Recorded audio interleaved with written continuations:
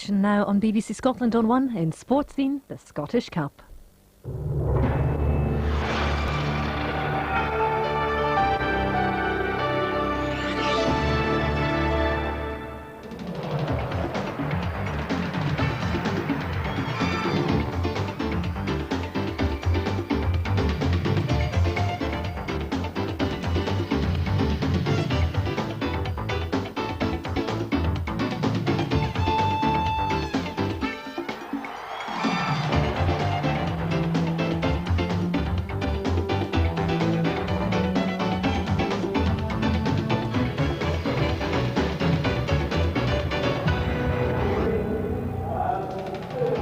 A bright but very blustery and showery afternoon in Edinburgh, but that won't dampen the atmosphere at all for this afternoon's Big Tenant Scottish Cup fourth round tie here at Tynecastle. It's Hearts against Dundee United for a place in the last eight. A very attractive tie, certainly one of the best of the round. It's third against fourth in the Premier Division, last year's beaten finalists against the 1994 winners. Good afternoon to you from Tynecastle. Good to have you with us for our big afternoon of live cup action. Once the dust has settled here at Tynecastle and Hearts against Dundee United, when about 5:10 or so, we'll have an extra treat for ice hockey fans because we'll take in highlights of the Scottish Cup final between Fife Flyers and Paisley Pirates. But that's much later on. Let's concentrate very much on this afternoon's live football firstly. Delighted to say that with me here in our Tynecastle studio are Eamon Bannon and Willie Miller. And we'll hear their thoughts in a moment. But let's firstly just remind you of the draw for the quarter-final. It took place in the Sports Scene studio late last night, and these are the four ties it produced. Hibs or Celtic, they of course play tomorrow night at Easter Road, will meet Rangers. Falkirk will play Raith Rovers. Hearts or Dundee United will meet Motherwell or Hamilton Accies. That's the incentive for this afternoon's winners. A home tie in the quarters against the winner of that Motherwell Hamilton Accies replay. And finally, the Morton Dundee replay will produce the side who will play Kilmarnock. So all that ahead of us. Let's look ahead to what really should be a very attractive cup tie this afternoon. At least I would think so. Eamon, would you agree? Yes, I would, Dougie. I think it's an exciting game to look forward to because both teams are on a bit of form just now. Dundee United and Hearts have both really peaked at the right time of the season. They've got a tremendous incentive of a home tie if they get through this. I'm personally looking forward to the tactical battle today between Tommy McLean on one side, who I was assistant to for a while. I know Tommy very well, and Jim Jeffries on the other side. It's a game, it's at Tynecastle, so I think it should favour Hearts slightly with the home support. I know from past experience that Tynecastle's a very difficult place to leave with the full points. So if United win today or even get a draw, it's obviously a great result for them. That's right. In fact, talking about leaving Tynecastle with full points, Willie, it's something that Dundee United couldn't do for a very long time until just a month ago when they won here for the first time. I think it was 12 years. Is that a factor today, do you think? I think it's always good when you can do that. If you've been going for a long time, coming to a ground and constantly going away with nothing, and you can turn that round, you come into an important cup tie, then obviously that will be used. Tom McLean will be using that in the dressing room to try and build up the confidence, the United players' confidence. And I think he's got to use everything in his armoury to do that. I agree with Eamon. I think it's going to be a very interesting tactical battle. Tom McLean undoubtedly one of the best tacticians in the game. He always plays it very close to his chest. Never really believe anything he says before the game because invariably when he goes out in the park it's something completely different. Very interesting tactical battle, but hopefully a good game for us to watch. Yeah, as you say, Eamon, you know Tommy McLean well. Are you surprised by how well he's done at Dundee United? They really are on a terrific run. I'm slightly surprised. I think they've exceeded all expectations. I think 7 or 8 victories on the trot is a very, very hard thing to do. I think there's a few reasons for that. I look to Steve Dykstra coming into the ranks as one of the major pluses of the season. That seemed to have settled them down at the back. Maurice Malpass, who's a very experienced player and a player I played with for a long number of years. Great player, Maurice. He's settled things down in defence. And then up front they've got Big Olofsson, who's really the most impressive of the Scandinavian players from my mind.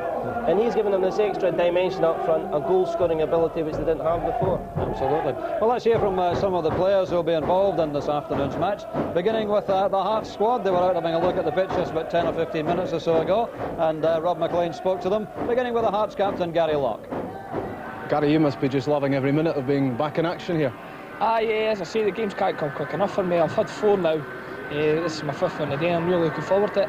What do you reckon to this one today? How will it go? It's going to be a battle. I think whoever wins the battle will come out on top. I mean, Dundee United are flying, and now They've had a really good run of results. We've started to pick up the last 4 games, so it's got the makings of a really good game. Maybe the problem with Hearts has been when they've been good, they've been very good, but a lot of inconsistency too. That's right. I mean, that's something we're going to have to solve. If we could be a wee bit more consistent, hopefully we'll be able to challenge like the Rangers and Celtic. But as you say, we're very inconsistent. So the last 4 games we've had good results. If we can win the day, hopefully we can keep it going from now to the end of the season. Gilles, what are you expecting today? Because Dundee United have certainly been going well. Yeah, it's a very strong team. It's on a good run now, but we need a win anyway because we want to go through into the quarter-final, and we need a win. We can beat them, but it's a very good team, and it will be a very hard game. Jim, you're starting with the same lineup that beat Kilmarnock last week. That means John Robertson on the bench. What's the story there? Well, I had a wee chat with John just before the game. Obviously, we'd like to have had him. He's been playing well recently, scoring goals. But he's not trained for a couple of weeks. And yesterday he did a wee bit, and just felt a wee bit stiffness this day. But I said to him, I'd like to get him involved maybe late in the game if need be, and take a wee chance with him there. So, he agreed with that, and we're just happy to have him at least involved. And as I say, he's not quite 100%, but I think in a cup tie you can take a wee chance with somebody with his goal record. So, as I say, that's something we just have to put up with. You'd like to think, obviously, that you're heading for another cup final, and the draw last night, if you get through this one, maybe doesn't look too bad for you. Yeah, well, we're not looking too far ahead because obviously it's a big game today, and we want to get into the next round before we think about anything else. But having said that, it's another home tie. The incentives there for both clubs to get in there, and as I say, the way the draws worked out with Rangers and Celtic, but don't count out Hibs as well because it's a difficult place to go there. And so at least 2 of these 3 teams are going out, which helps all the way down the line. So, but first of all, the most important thing is to get to the next round, and it's going to be a tough match today, and it'll be a tough match for both clubs. That's great, Jim. Thanks very much. Thanks. Yes, the Hearts squad confident of making that home advantage count this afternoon. I have to tell you, incidentally, that we're at the Dundee United end of Tynecastle this afternoon, and Eamon Bannon, an old United hero, of course, has already had his praises sung loudly by the United fans underneath us. They haven't so far had a song for Willie Miller, but that may be coming, Willie. You must have missed it. I won't tell you what they were saying. What about Hearts then? How impressed are you with the job that Jim Jeffries has done here? I think he's done very well. Undoubtedly, he's got a bit of stability to the club. He's brought in new players, he's brought in some experienced players. But I think more importantly, from a long-term point of view, from a Hearts side of things, then he's brought in a lot of young players. A lot of players in that team that have got all their career ahead of them. Bringing in Jim Hamilton, I think, excellent by Neil McCann as well. Both players, very young, very exciting. And not for a great deal of money, Willie, by today's standards. No, not at all. It's not easy to get quality players, particularly young quality players. And I think he's done a great job bringing them. Not cost Hearts an awful lot of cash. Of course, they don't have an awful lot of cash to spend anyway. So on the budget that he's got, I think he's done very well. Yeah, and yet they're missing John Robertson again this afternoon. I mean, he's still not fit, and that will obviously be a disappointment because he's one of the great goal poachers, Robbo, isn't he? Well, that's right. I think I agree with what Willie said. If you're an outsider looking into the Hearts situation, I think you're impressed with the way Jim Jeffries has went about his business, especially in his purchases. I think they're 1 or 2 pieces short of the completed jigsaw, though, and I think John Robertson, or the replacement of John Robertson, is a major part of it. They're really looking to try and get a goal scorer, a proven goal scorer, which in this day and age, unless you're bringing him up through the ranks, is going to cost you an awful lot of money. Robbo, over the years, has been a fantastic player for Hearts. Over 200 goals, as he'll readily tell you. And he's so close to that record. It would be great if he could get it. Obviously, he's injured today, but it'd be really nice if he could achieve that long-held ambition of his to beat Jimmy Wharton's record, I think it was. I think he's still 1 short, isn't he? So yeah. It won't come today, sadly. Gilles Rousset in goals, also a great favourite with the Hearts fans, and he's a solid goalkeeper, which is always important in a winning team. Well, the last time I sang Gilles Rousset's praises, unfortunately, he dropped a bit of a clanger through his leg, so I don't really want to say too much about Gilles today, but I feel like Dijkstra, that he's been a huge influence on the defensive formation. Someone that can come and take cross balls beyond your penalty spot.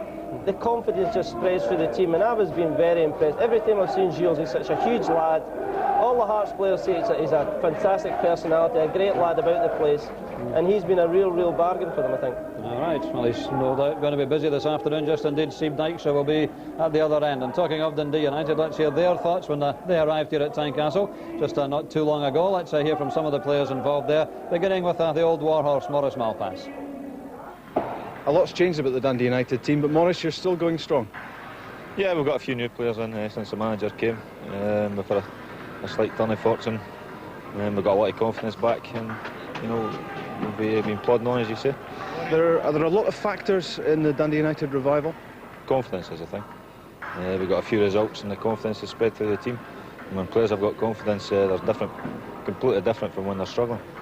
How difficult is it going to be today to keep the unbeaten run going? It's a very difficult game for us. You know, Hearts at home is always a difficult tie, but we're going to make sure our attitude's correct. And if we play the way we have been playing, then we're quite confident. Shelley, you must be delighted with the way things have gone since you joined Dundee United. Yeah, I'm very delighted since we come over. We have a lot of win and only lose 2 games, I think, so I'm happy. Did you expect to score as regularly as you have done? No, I didn't expect that. I scored 9 goals the whole season in Norway this year, so... You've got a lot of the headlines, but obviously it's a team effort. Yeah, it's always a team, but the goal scorer gets all the headlines, as you say, so... but they're always a team. Live match today, the television cameras are here. Is that something you look forward to? Yeah, I look forward to it. I hope we win, so look good on TV. Tommy, firstly, how are you team-wise? I don't imagine you want to make too many changes because you've been going so well. Yeah, they've done reasonably well. I think the consistency that we've had has brought consistency from the results. So one change for last week is basically Robbie comes back for Gary McSwegan. Not much between these two teams. Would you think this will be a tight game today? I think it will be. You know, Tynecastle's always a difficult place to come, and as you quite rightly say, you know, the 3 results has been odd goal victories either way. But the one thing is, to progress in the cup, you've got to overcome them. You must be very pleased with what's happened at Dundee United. A much more solid unit now. Well, they're working hard. They're working hard, and the players' application has been good, other than last Saturday, obviously. But we hope to bounce back, and if we've ambitions in the cup, we've got to make sure that the standard that we set earlier is the one that we try and achieve. You're playing one of your old teams today, and if you get through a match against another of your old teams? Well, maybe, if they beat Hamilton. Well, it's one of them, it's all ifs, buts, maybe. The main thing, the cup draw doesn't concern us until we try and get through this hurdle, and this will be a big hurdle today, make no doubt about that. Yes, Tommy McLean expecting a close match this afternoon. I think everyone is. Let's take a look at the 2 team lineups and give Willie and Eamon a chance to suggest how they might line up. No real surprises there. Paul Ritchie out for Hearts, John Robertson not fit, but back comes Dave McPherson and of course Gilles Rousset. They both missed the match up at Pittodrie on Monday night. United have had a very settled lineup recently. No Gary McSwegan today, he's out, as Tommy McLean said. Robbie Winters comes in. I wonder whether that in fact they're both quite settled lineups really, and that must be an advantage, I think, Willie, to any side. Yeah, without doubt. You always want team selection to be stable, and I think both sides would probably look on that as possibly the strongest sides, other than John Robertson missing from Hearts. Hearts will be very keen to have Rousset and McPherson back. Very influential players. McPherson in particular, I think he's going to have a tough task in his hands. There's no doubt if Winters gets a type of service, balls over the top into space, then his pace is going to be an influential factor on this game, and McPherson and McManus are going to have to make sure that they take care of Winters. But yeah, very stable starting lineups for both teams. And the influence of the Scandinavians, particularly United, have all been hugely successful, haven't they? They have. I mean, as I said earlier, I've been particularly impressed with Olofsson. He's a big 6'2" lad, strong running, very pacey, good goal scorer. I mean, I've watched Dundee United a couple of times, and they do chop and change the positions within their formation. Olofsson plays on a left wing basis sometimes, then he comes into the middle. I think that Dundee United's shape in their formation will suit their game plan more than it'll suit Hearts' today. I think Hearts will have to change possibly from their back 3 to their back 4 to try and accommodate things. The lad Pedersen has been doing a man-for-man marking job in given weeks, and I think he might pick up McCann today, or he may pick up Cameron, whoever they think is the more influential of the two. So to me, it's an interesting tactical battle today more than anything, and we'll not really know the answers until the team come out and start playing. Yeah, so we're anticipating Hearts perhaps starting with 3 at the back, but you reckon they may have to go to a 4 depending how things work out? Well, I think with Dundee United playing their sort of one-up right through the middle and the 2 wingers, it really forces them into a back 4, and that I don't think they'll be particularly happy with. And I'm sure Jim Jeffries has went over it because he's probably had Dundee United watched. Sure. I think to generalise, Dundee United are a sort of counter-attacking side, very much like the side I played in the 80s. And they'll try and suck Hearts in and attack them on the break with the pace that they do have through Winters and Olofsson. And that's what Hearts have got to be wary of. Yeah. We haven't mentioned Neil McCann yet, Willie, very much. I mean, he's obviously been a big success recently. He's been playing through the middle the last couple of games as well. Do you anticipate that today, or will he drift back out wider again? Well, I would think that if Jim Jeffries wants to pose Dundee United problems, then he could give McCann a free roll. He's got Cameron, who really supports the front two very well. He could play McCann wide in the left, or just give him a free roll up front. He could play Hamilton just through the middle. And if he played Hamilton in his own through the middle, then he would give the same problem to Dundee United that Dundee United are going to give to Hearts. So it'll be an interesting one just to see how they line up. But I think McCann, yeah, plays through the middle. But watching him against Aberdeen, he did have a free roll. He could drift about. Hamilton was the main one through the middle. Both of them have got a good understanding. And with Cameron coming through to link up with them, then it is quite a potent strike force. Yeah, I just wonder, you're talking about the game at Pittodrie on Monday, which I know you watched. It was a horrible, wet, windy night. It was a terrible game, frankly. And you wonder whether the win today might just mean less good football than we would normally see. I don't think it'll help, but I think we'll see a better game. Perhaps Hearts had this game on their mind. They had a couple injury problems. They took Hamilton off halfway through the second half as well. Perhaps again with today in mind. And they played quite quickly after the Saturday, with the game being on the Monday night. I think we'll see a much better game today. Yeah, well, let's hope so. We're rapidly approaching kick-off time, but let's just remind you before we do head out to enjoy our live match this afternoon that the two sides met here in the Tennent Scottish Cup just 2 years ago. Again, it was our live match here on BBC television, and on this occasion it finished with victory for Hearts. Well, that's great play by Sergio. A chance on here for United, and that was brilliant. Yeah, Sergio just drops off. He just drops off his marker there, picks up the ball, takes a run at them. Great skill and knows exactly what he wants to do. And Stephen Farrell is capable of whipping this in a very dangerous fashion. Far post ball, met solidly by Miller. Hearts on the level. Could scarcely have been simpler or more effective. John Miller produces his 6th goal of the season. Mackay's corner, helped on there, and there's John Miller again. Well, it's a good, Willie Jameson goes short post, and there's John Miller once again getting in there. Tremendous header right into the back of the net. Yes, 2-1 to Hearts 2 years ago. They then went on to lose to Airdrie in the semi-final that year, 1995. I wonder how things will work out this afternoon. Just a swift last thought, looking at the draw, the fact that it could be Rangers against Celtic in the quarter-final. There's certainly in that tie going to be 2 Premier clubs going out and one of the old firm. That's got to be an incentive for both teams today, isn't it? Well, I think if you're looking at the whole draw, I think you would say that the winner of today's tie is possibly the other finalist apart from one of the old firm. I know that's a generalisation, but the way that form is and the way that these two teams have been playing today, I think it would be a safe bet to say whoever wins this game today is going to be in the final. All right, confident prediction there from Eamon Bannon. We're very close to kick-off time. Let's go out there and enjoy the atmosphere before this big Tennent Scottish Cup 4th round tie. It's Heart of Midlothian against Dundee United. And to describe it all for us, Billy McNeil and Jock Brown. Welcome to the two teams as they arrive at the start of this crucial match. A huge welcome from both ends of the ground, I can tell you. Dundee United with a very healthy lineup also. Supporters travelling down from Tayside. And confirmation also once again of the two teams. Hearts have had to make one significant change. Paul Ritchie is suspended. Another change is leaving out John Robertson, who's on the bench because he's not deemed quite fit enough to play for 90 minutes. Now that formation is the expected starting lineup, but it does lend itself to various alterations, easily into a 4-4-2 by dropping back Neil Poynton particularly into the left back spot and pushing forward Gary Law. But that will all depend on how the game unfolds very shortly.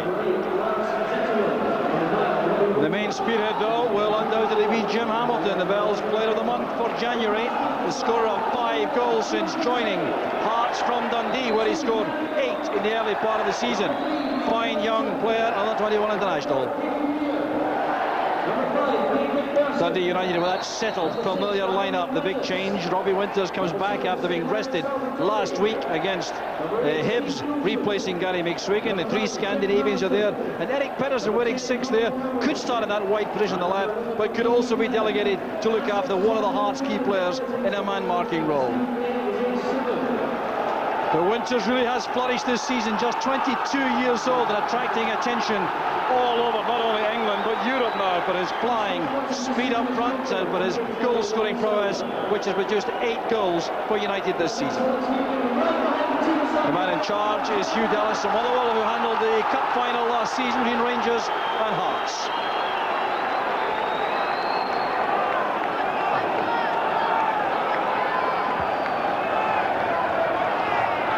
So the anticipation is about to end and reality begins as Hearts start the match in front of a very enthusiastic crowd, I can tell you, and the opening stages will be vital in terms of settling formations down and establishing some tactical ascendancy here. This is going to be very interesting indeed. And Neil Poynton operating wide on the left.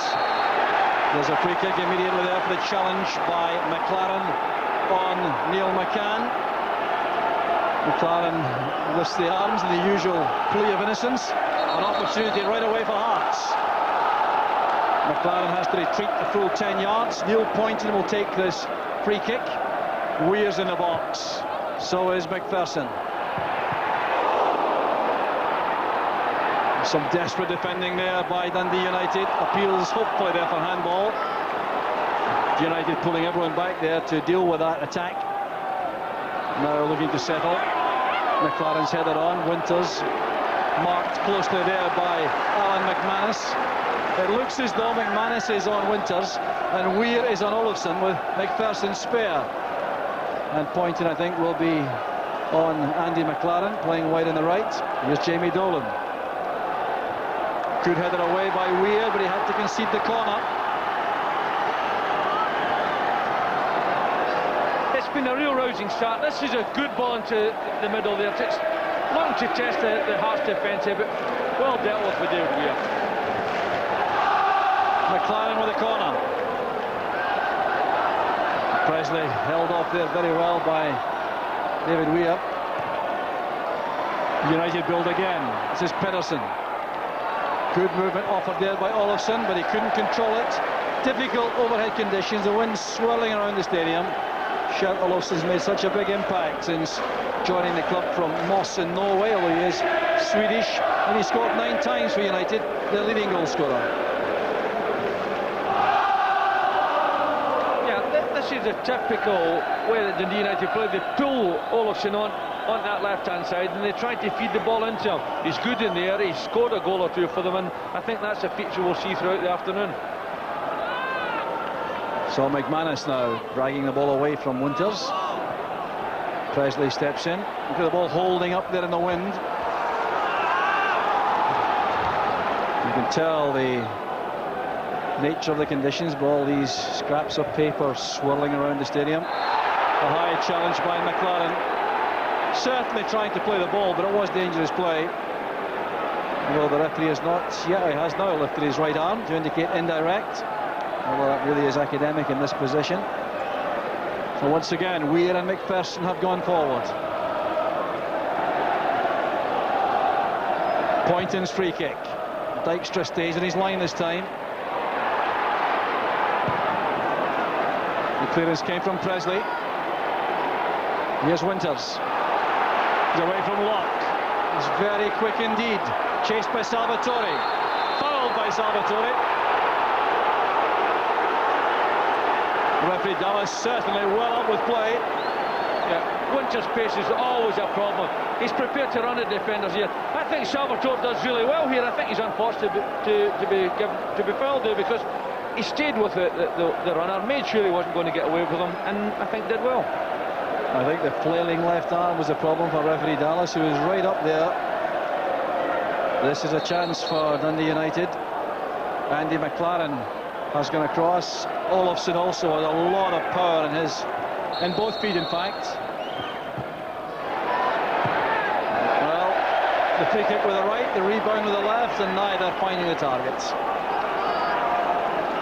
Shell also showing his confidence there, though, and insisting on taking the free kick. He really doesn't do anything with his free kick at all, and when he gets the benefit of the rebound, he's never really up to that. And really, I think to score from there would be difficult against a goalkeeper of Russian standard.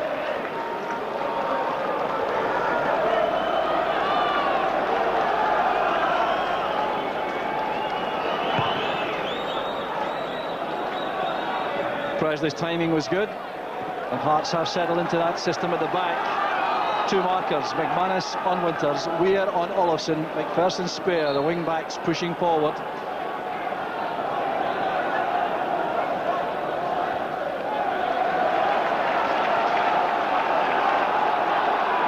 Colin Cameron's going to cross there. They become involved in the build-up. Poynton's cross, a good one. There was a chance on there for Hamilton, and now for Fulton. A very good chance for Hearts, two good chances in fact. Disappointment for Jim Jeffries and the Hearts coaching staff. It's been an impressive start with Hearts, and this is a good ball into the middle from Poynton. But look at this, a bit careless here from Morris Malpass. And really, I think Stevie Fulton will be disappointed that he didn't hit the target. You know, he shunned so well, but look at the delay in Morris Malpass getting rid of that ball. And Stevie Fulton's got a bit of time to settle himself, and I think he snatched at the shot just a little bit. Yes, a very good chance indeed there for Steve Fulton. Normally such a sweet left foot. Dolan plays it forward, there goes Olofsson, this is awkward. Rousset came to give some help there to Alan McManus. That's good play by Perry. And one other very interesting tactical manoeuvre here is that Jim McInally appears to be operating on Colin Cameron. Andy McLaren is going to be spoken to by referee Dallas. One or two infringements. A calm down. Bit of advice, I think, from referee Dallas. Interesting move that, McInally on Cameron, Billy. It is. Well, he's a very well experienced player, Jim McInally, and obviously Cameron's such an important member of this Hearts team, and he's been singled out for a lot of special attention. An interesting aspect has happened on the other side, you know, where Neil Poynton is putting the pressure on young McLaren, because he's prepared to break forward and lend his weight to midfield, and McLaren's got no option but to go back there to backtrack on him.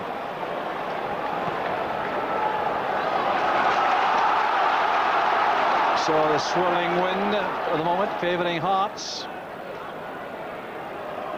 There's a dubious advantage, mind you, in terms of build-up play, but certainly a big advantage in terms of shooting a goal. There's Pedersen, ensuring that runs out harmlessly, but it wasn't harmless. It's a corner kick. Pedersen disagrees vehemently. I think that the linesman was right to give it, because I'm sure it came off a Dundee United player there, but it's interesting, the Hearts are prepared to run at Dundee United at the moment, and they're unsettling to a degree. McCann's in, swinger, and a lot of bumping and barging there on the goalkeeper. David Weir was climbing all over Steve Dykstra there. Well spotted by the referee, but Dykstra was pinned to his line as the ball came in. This wind is making life difficult for the goalkeeper, and really when you've got a couple of big fellas in front of him like that, and really I honestly think that Dykstra should have done better there and come and taken it. You know, I think he was fortunate to get a foul. The header on there was by Weir once again. Dolan trying to get to grips, losing out to Salvatore. Hamilton's moved to the right. This is Locke. Inside is Fulton. Now McManus linking from midfield. Poynton closed down by McLaren. And Robbie Winters staying with McManus to make the tackle. Well, it wasn't read by Poynton, that little manoeuvre from Neil McCann.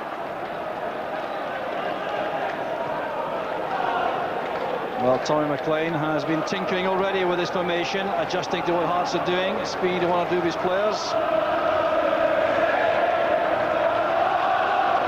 conditions overhead certainly anything but ideal. The ball really has to be kept on the ground. I think we're going to see good football. Hamilton's pass, that's McCann, he's offside. Howls of anguish from the Hearts supporters.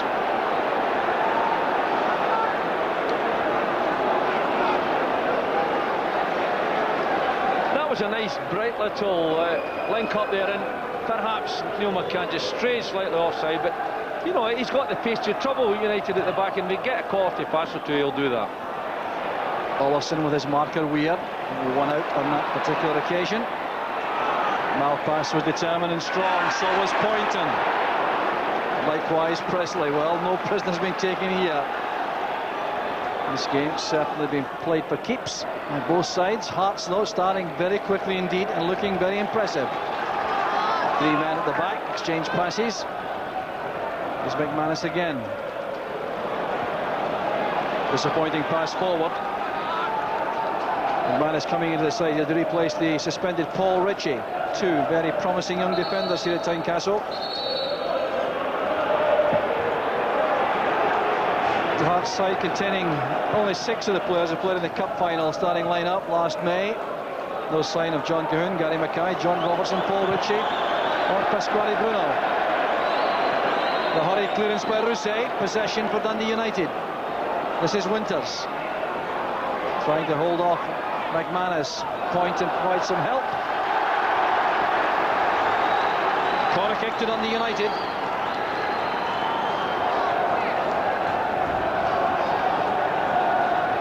Mark Perry and Steve Presley have gone forward.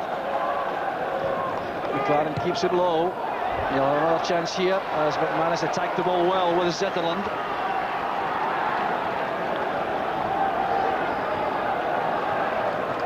So packed 6-yard box there, very difficult for Gilles Rousset. Fired in there by McLaren.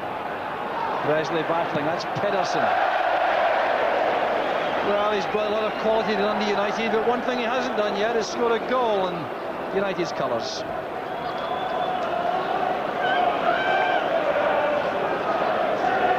It's a chance, really, either to get a ball on target or to play it back in that area, but really he mistimes it entirely. But the wind is going to have a big effect on how the players do today.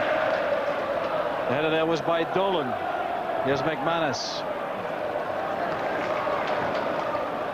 Looking for Jim Hamilton for a head flick on. Presley was at full stretch.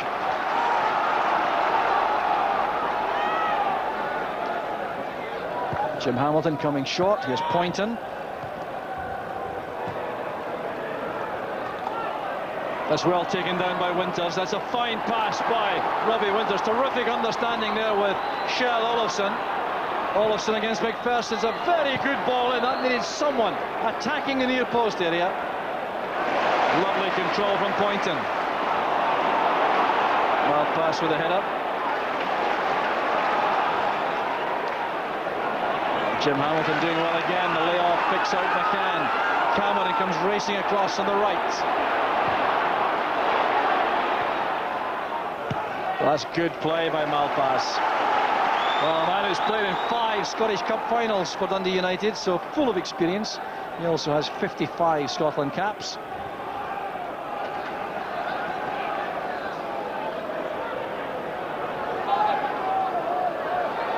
McCann against Zetterlund. Help from McLaren. Now Winters. Trying again to release Olofsson on the run. Weir was much tighter to him that time. Fulton to Weir. Terrific effort by Weir. Touched onto the post by Dykstra. No, the referee's given a goal kick. In other words, Dykstra didn't get a touch. I think this was certainly a corner, but it was a magnificent strike from David Weir, and yes, it should have been a corner, but he does so well. A retreating defence, you always go at it, have a strike, but magnificent strike, and a good save for Dykstra. He'll be annoyed he's been denied a save. Ravi Dallas, by the pace of the ball, I think, deceived. And Steve Dykstra will have this difficulty because he's a kind of goalkeeper who savours all his good saves. But he's slightly disappointed that wasn't credited to him by the referee. Although Roy Sill would prefer a goal kick to a corner kick. With the ball driven in there by David Weir like a shell on Dykstra's goal. So a let off, I think, for Dundee United. No question though, Billy, Hearts seem to have started better. There's no real sign of Zetterlund and Dolan in the Dundee United midfield. No, they're certainly very much up for this game, and an interesting aspect of how they're playing is that Cameron is playing in a much more positive role. Immediately Hearts get possession, he's prepared to push up and become a third man in that attack. And as they lose the ball, he just trucks round and picks up a nice position in midfield. But Hearts are certainly up for this game.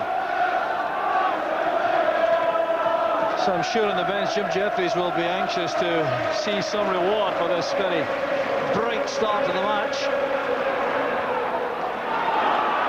Colin Cameron's header, Malpass controlling things calmly again. That was Presley. Ball's out of play. It's a throw to Dundee United. Well, Neil Pointed really takes every decision to heart, doesn't he? Well, according to plans so far, I think must be the view of the Hearts coaching staff.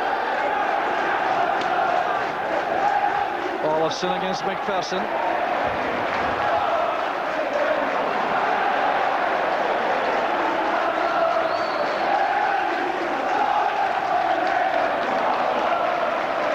This time the throw goes to Hearts.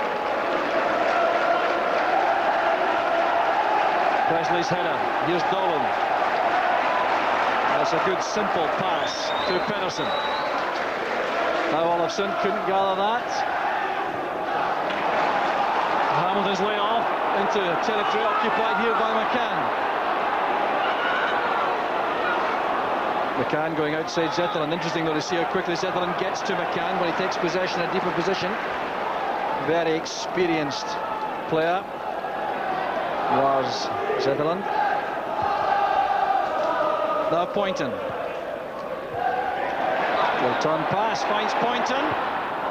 Malpass was in the way. It's a good block. Now the counter-attack possibility for Dundee United. This is when they can be very dangerous indeed. Olofsson got to that. He really cannot be taken lightly, the big striker. He's deceptively quick. Yeah, David Burton took a little gamble there, a little chance. It came off on this occasion, but you cannot be caught out with doing things like that.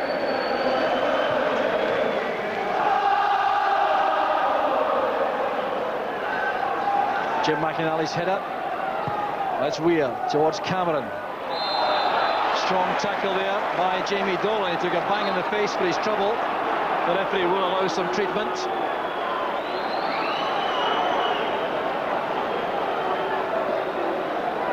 An accidental one without question.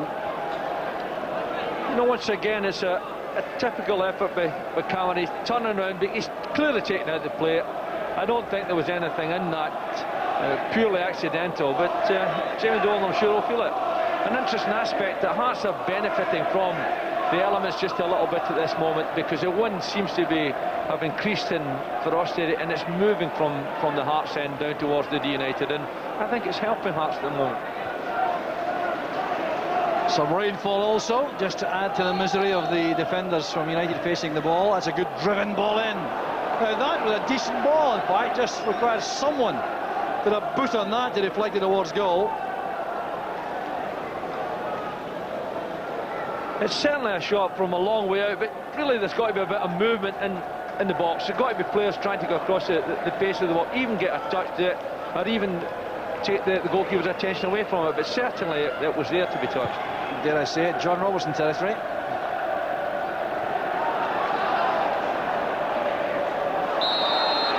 Body check there by McInally on Locke.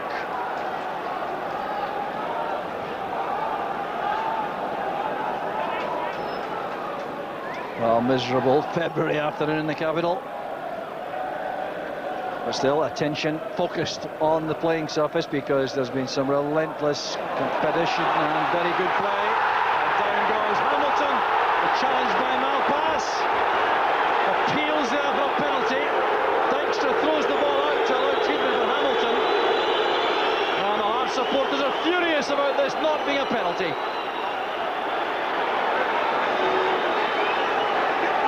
Again, it's a dangerous ball into middle. Look at Jim Hamilton. He forces himself in the goal side of Morris Malpass.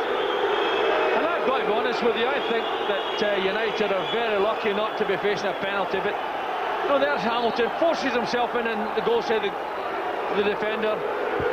And Morris Malpass certainly didn't touch the ball there. And there it is from another angle, and I certainly think that was a penalty. Yes, I think that would have been given by many referees, and certainly I think would have been given on the halfway line, Billy, and that means it's a foul, which means it should have been a penalty. And well, that's right for Dundee United. But Jim Hamilton did well, because he's not been in the game all that much just now, but when that ball got played in there, he forced himself in the goal side defender, made it difficult to have a good tackle on him. Salvatore plays it forward. Pedersen now has the task of looking after Cameron. There's been some adjustment made by Dundee United in view of the position taken up by Cameron. Malpass penalised there by Jim Hamilton. Dolan going in strongly to take the free kick quickly. Referee Dallas now having to be very alert indeed. Tension running high. Well, it's always going to be a competitive game here, and you expect players to be competitive. I felt Morris Malpass did well, because he took away any pressure point at all.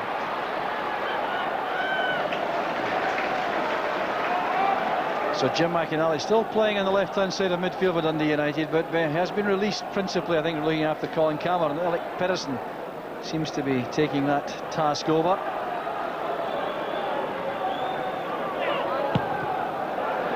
Bad ball that from Pedersen. Up goes Presley. Now Fulton. McLaren did well. Zetterlund trying the early pass and trying, I think, to hold that up against the breeze. But it is not dependable, though. The wind, it is gusting and dropping and very difficult. There's going to be a hold up here. A Hearts player requires attention. It's Neil Poynton who's gone down. Let's see how this happened. Again, it's a very competitive game, and you know, players will be competitive, and here it comes. Here you'll see no, this is the pass forward we're seeing. We're not seeing the injury at all. Obviously trying to play that ball in, hoping that the wind will hold it up, but overhit it and made it an easy one for Gilles Rousset. And I wonder really if Neil Poynton has twisted here somehow on his own, because there's no obvious reason for him going down there. Jim Jeffries looks on anxiously. Poynton is back on his feet. Certainly will not want to lose the services of Poynton, Hearts. Tommy McLean in some discussion there with Gordon Wallace. Davy Sinclair, the new United player, standing beside Gordon Wallace. So possession. Return, as is normal in these circumstances, happily now. But honour so far, Billy, to Hearts.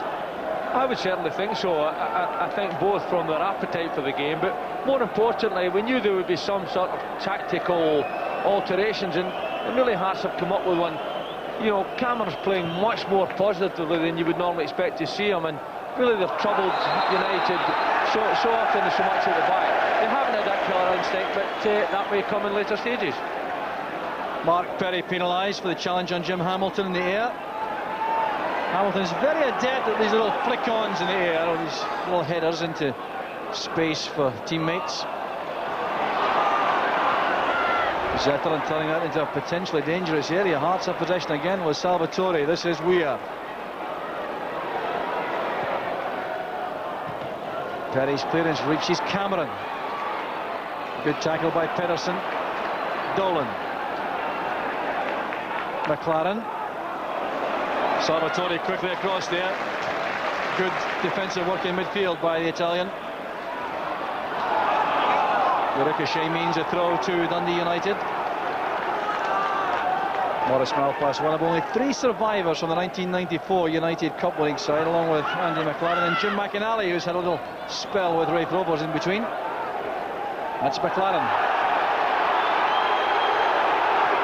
Salvatore again, a chase on here for Cameron. Presley takes the responsibility to go across there. That's excellent defending by Presley, supporting Pedersen. Overrun slightly by Pedersen, but Stephen Presley taking responsibility there, Billy. He does seem to have matured enormously. Well, that's right. He seems to have matured quite considerably there. I felt he kept his head, he held up the ball when he wanted to and played it to one of his teammates. But, you know, they've been under pressure, but at the moment they look as though they're adjusting to that pressure and they're settled a lot more than they did in that nervous spell. This is Malpass. Now Olofsson. McLaren supported well here by Mark Perry. Good movement again offered by McLaren. This is promising for Dundee United. Too high for Winters. Here's Cameron with Pedersen. Locke playing it forward. Here's Cameron again. McCann against Malpass. One-on-one. United getting defenders back very quickly though, and Malpass using his experience to hold up McCann. Terrific defending by Malpass. No question of diving in, just holding up McCann until his teammates regrouped around him.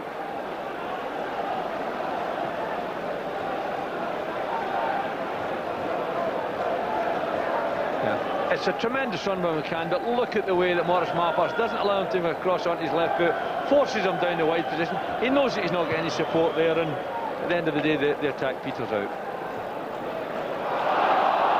Appeals for handball against Erik Pedersen. Waved aside by the referee, a throw given to Hearts. Hearts haven't lost a goal in the last 4 matches. 2 wins and 2 0-0 draws, one of these at Ibrox, and they played particularly well. Headed on from Cameron. Here's Jim Hamilton showing lovely control. Salvatore's little dinked ball won by Perry. Here's Fulton. McManus has to go back here. The attentions of Winters made that inevitable.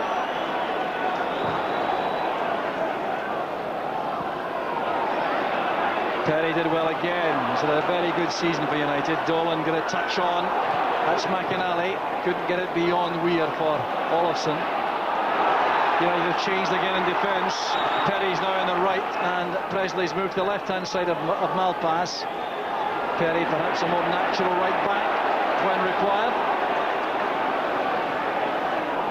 And Pedersen is now in a man-marking role in Cameron, following him out, following him all over the field now, and another interesting development in this battle of wits.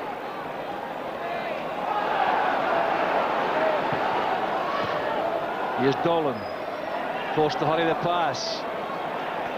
McCann, very good play away from Pedersen, but not from Malpass. Well, Neil McCann's roving commission certainly very effective so far in the match for Hearts. That's for Poynton. Well, McLaren gets a lot of credit there, Billy, because he did what he had to do and make that header very difficult. Yeah, he certainly backtracked to get to Poynton, but I think that Poynton really has started the game well, and he's forced his personality onto McLaren and not the opposite way about. But an interesting aspect that United and Tommy McLean has obviously singled out Cameron as so important, and they put Pedersen on as they mark him. There's Winters against McManus. He's so quick, and Rousset realised that. That's good goalkeeping. Recognised the danger very early on. The big French goalkeeper. Yeah, he's been a tremendous signing by Jim Jeffries, and he does so very well here because he's got to be positive there, and he is. So with Hearts now playing effectively the front 3, United have gone to a back 4. The back 4 is Perry, Malpass, Presley and Pedersen. Here's Jamie Dolan. He has McLaren screaming for the ball on the near touchline. Mark Perry goes overlapping. It's played in by McLaren. Difficult one for McInally. Zetterland's closed down instantly by Fulton. McPherson to Hamilton. Offside. No offside given. Well, it looked at least 5 yards off there, Bill. I would honestly think the 5 yards might be an understatement, but he certainly was. It looked offside to me, and the linesman didn't see it certainly. Colin Hardy from Glasgow is the assistant referee on the far side.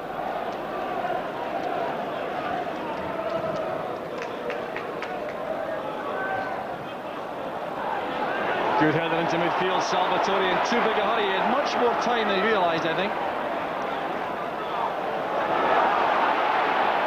Good backtracking there by Dolan. He wants the ball again. Good passer, Dolan. Underrated in that department. The pass to McAnally releases Olofsson. That's a good ball across. Oh, it came off the back of Poynton's head. He was very unlucky.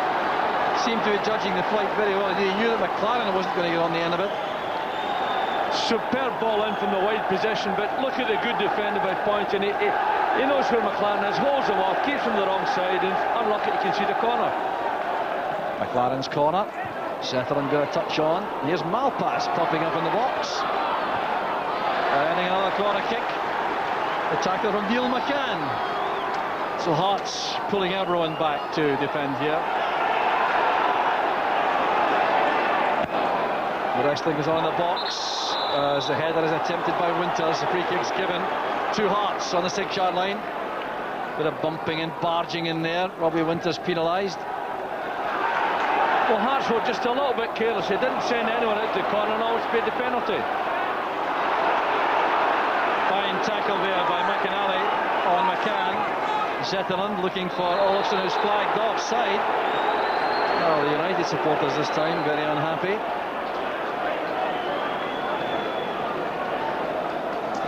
Well, no goal so far, but a fascinating battle out there. The players totally committed. Tactical manoeuvring is continuing relentlessly from the touchlines. There's Rousset now. There'll be a lot of distance on this one. Wind assisted. Jim Hamilton timed it well. Calm play by Pedersen. Here's Winters. Showed too much of that to Weir. Presley was caught late there. And a bit of damage inflicted on Gary Locke. Well, that's a sight we recall from the Cup final last May when he went down after about 10 minutes. On that occasion was unable to get back up. This time he's going to be all right, I think, and certainly hope that's the case. You know, I think it's just one of these things that he goes in to win it and face a penalty. Dolan's free kick helped on there by Winters. A very good little ball on there. Olofsson was caught off balance. This is McCann, turned back by Perry. Salvatore's return pass. That's Poynton. Good anticipation shown there by Malpass. This is Jamie Dolan, couldn't gather that on the run. That's good defending by Pedersen. What a fine player he is in that role. Zetterlund missing out Olofsson with a pass. Here's Dolan. A little bit ambitious there, attempting a snapshot at goal.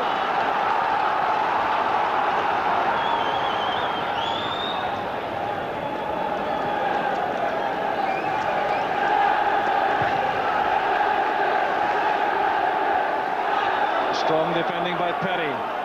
Zetterlund back to Presley. Here's McAnally. In a battle there with Locke. The result is a free kick to Hearts. And I think the patience of Hugh Dallas has been exhausted.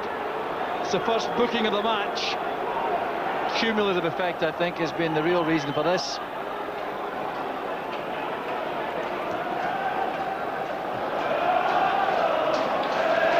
So first yellow card for Jim McAnally of Dundee United.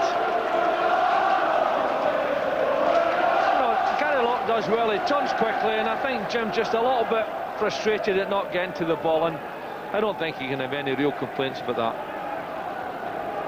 Well, Jim Jeffries did have a complaint about it. He was jumping about there in anger as he saw his captain go down under the tackle from McAnally. Gary Locke just back after that very lengthy spell out from the knee injury sustained in the Cup final last May.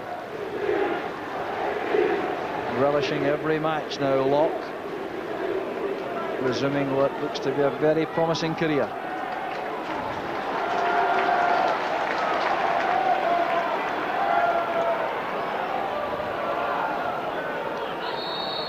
Hearts free kick, thumped in there by McManus. Dijkstra's come all the way. A little bit of adjustment there, but it certainly was effective. The throw it not so good though. Here's Presley. McLaren had to get back to be onside. Hearts held their defensive line very effectively there. McLaren knew he was offside. This is a typical Sid Dijkstra move, and he comes for everything. It doesn't matter where it is in the box. Almost drops it, but he's collected it, and his first thought is to play upfield. McManus with a header. Presley nodding it down. Pedersen had to be quick, and he was quick. The throw is given to Dundee United, much to the annoyance of the Hearts supporters. Last touch came from a Hearts player, said referee Dallas.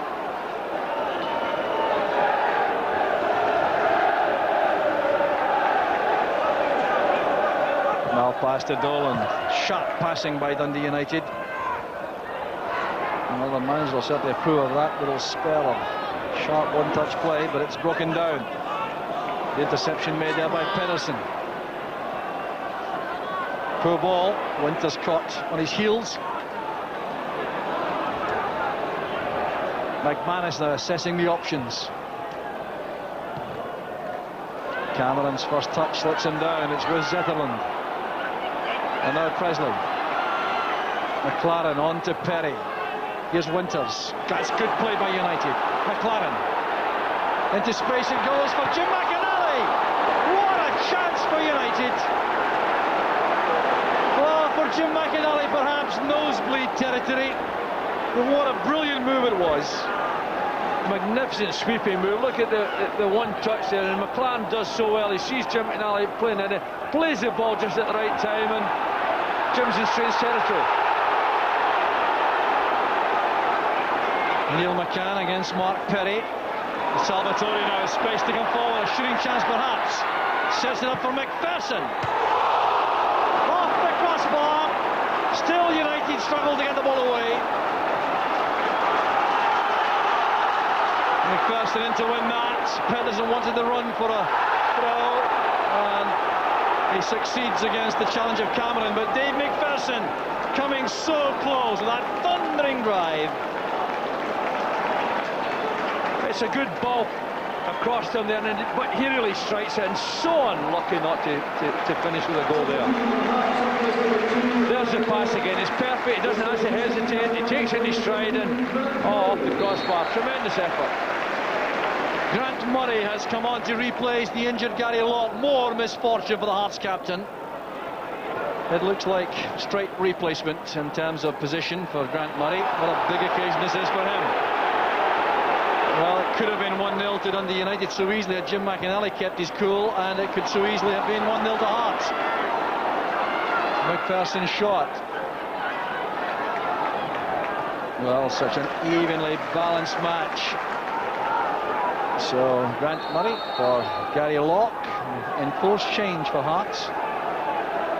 Jim Jeffries, though, showing a lot of confidence in the young man, bringing him into a cauldron like this.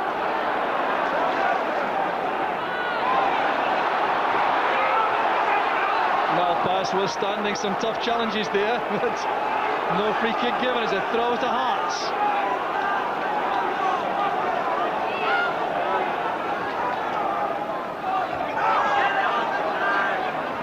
That's McLaren helping it on. Poynton trying to control the ball under pressure. Poynton was caught there by Robbie Winters. Well, I think McManus is giving the assistant referee some stick down below us. Poynton's in some pain, but really the ball was there to be played that time. It certainly was a sore one, all right, but look at the way Winters coming across to try to block that. It's always dangerous. I think he was very lucky here because he definitely leaves his foot in, and that's the kind of injury that's the kind of tackle you can serious injury with, and I think he's been a very lucky young man. Well, if you've taken on that Robbie Winters tackle by referee Dallas, was that he was genuinely trying to get to the ball, was there simply late, but certainly could have inflicted a lot of damage on Poynton.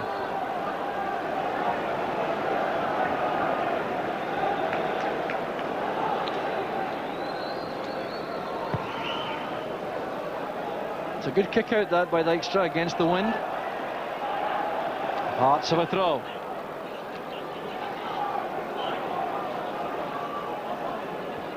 That's helped on by Hamilton.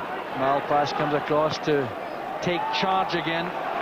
He's very influential at the back, Maurice Malpass, in organisational terms. Hearts of a corner.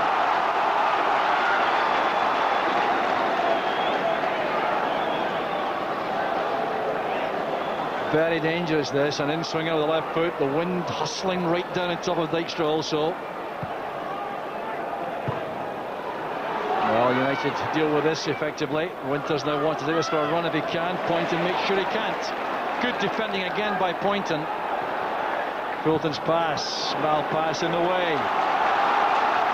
Pressure remains on the United defence.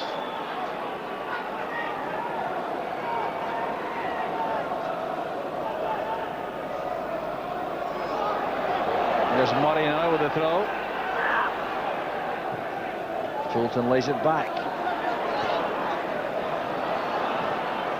Strong tackle by Malpass. Murray still with a chance for the cross. Disappointing, he had plenty of time there. Mr. Malpass went down in the tackle.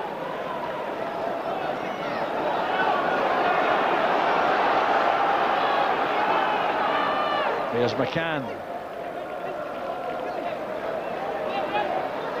He's carried the ball out, I think. That's the word from the assistant referee. So United have a throw.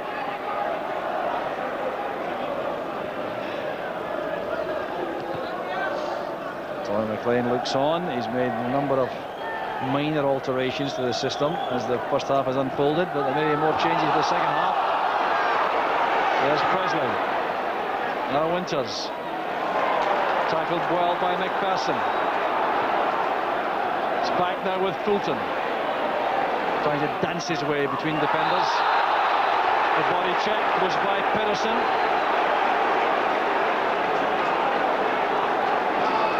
Free kick to Hearts, a very dangerous position into the closing stages now of the first half. Jim Jeffries, I'm sure, desperate to see his team go in front before the interval. It's a good opportunity, this. McCann whips the ball across. Much too close to Dykstra, though. This food and drink to the big keeper. Pedersen, equally comfortable in both flanks. Olafsson caught on his heels there also. That's Poynton towards Hamilton. Poynton again. Cameron's gone through the middle.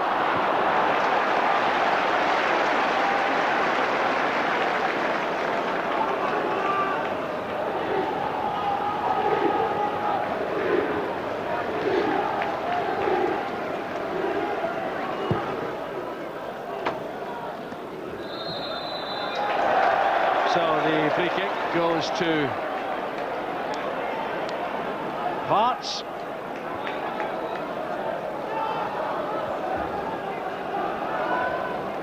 So Rousset will now take this free kick.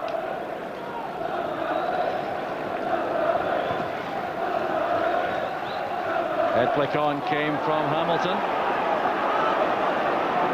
Dykstra now walks the ball out. United, I think, will be happier perhaps to hear the half-time whistle, Billy, at 0-0? Well, I should think so. That certainly Hearts have the bulk of the pressure in the first half, but there were signs 5 minutes or so ago that United had settled, and I think that once they get in the dressing room, Tom McLean will get to grips with them, and I'm sure they'll have settled down, but they look very secure at the back, and they started to show a positive threat up front.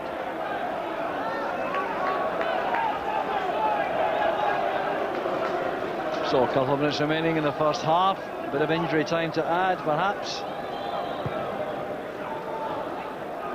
That was an easy one for Rousset too, to half volley that forward. Out goes Dykstra. Hamill. McCann beats him to the ball.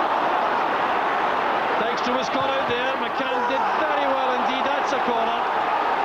Appeals for a penalty that came off McInally. McCann was very quick indeed and sharp to win that from the keeper. Yeah, he does so very well here, Neil McCann, but the goalkeeper understandably can't make the challenge. Just a little bit rash with the ball into the middle. There's McCann now with the corner kick, which is a very good one. Is beaten away by Dykstra. Another corner kick.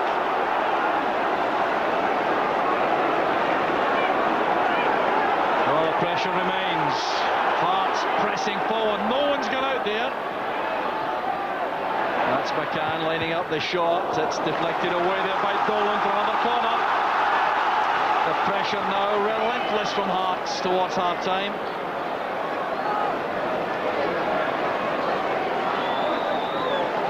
David Weir's on the goalkeeper, right in the goal line. That's well won inside the box by Olofsson. Fine shot in! And another let-off, Murray's volley. Thundering in on Dykstra. The rebound turned wide, and Dundee United have survived once again. It's an absolutely magnificent strike with the young players. Just come on, size it up brilliantly. But when the ball comes back, Neil McCann realises another chance here and snatches at it just a little bit. And really, you'd be expecting them maybe to hit the target in that position. But all credit to the goalkeeper for being alert to save the first shot. Very important save by Dykstra. Guards his goal so jealously, so keen on shutouts. He's had 9 in 13 matches so far for Dundee United. Never lost more than a single goal in any match. It's an incredible record.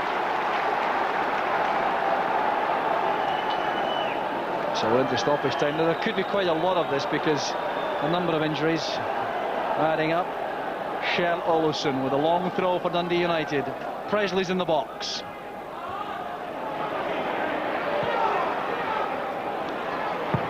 Weir with the clearance.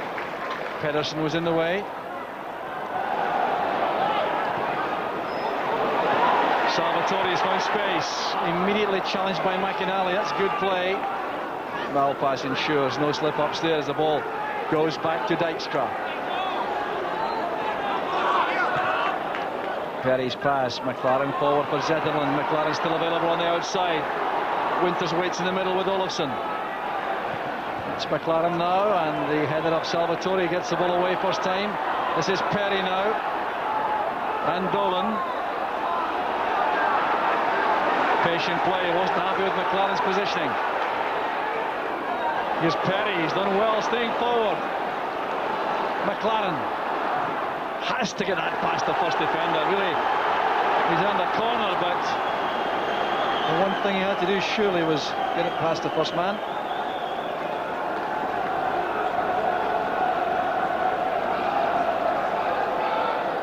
McLaren's corner kick this time. Bit of bumping and barging inside the area there as Presley went for that with Weir. The referee saw nothing amiss. So the half-time whistle goes. It really has been a rousing first half. No goals, it can be said, but that really is down to some bad luck, bad finishing, and some excellent goalkeeping. Jim McInally, perhaps the best chance of all when he found himself in the box right in front of Gilles Rousset. And Dave McPherson, just a minute after that, struck the crossbar with a towering effort. David Weir also hit the post, and Steve Dykstra, that great save from Murray just before half-time. It really has been terrific action. All it needs is a breakthrough at half-time. Billy, Dundee United happier, I think. I think undoubtedly they'll be the happier side. They showed signs toward the end of being secure at the back and trying to hit Hearts on the break, but Hearts will be disappointed because they really put an awful lot into that first half and didn't get much out of it. So great action, terrific entertainment, and we're looking forward now to some goals, I think, in this second half. With that, back to Dougie in the studio. Thanks, Jock. Yes, the pace hardly dropped at all during that first 45 minutes. Terrific cup tie, no goals as yet, though it's really perhaps the only thing it's lacked, though. Eamon, what's your thoughts at half-time?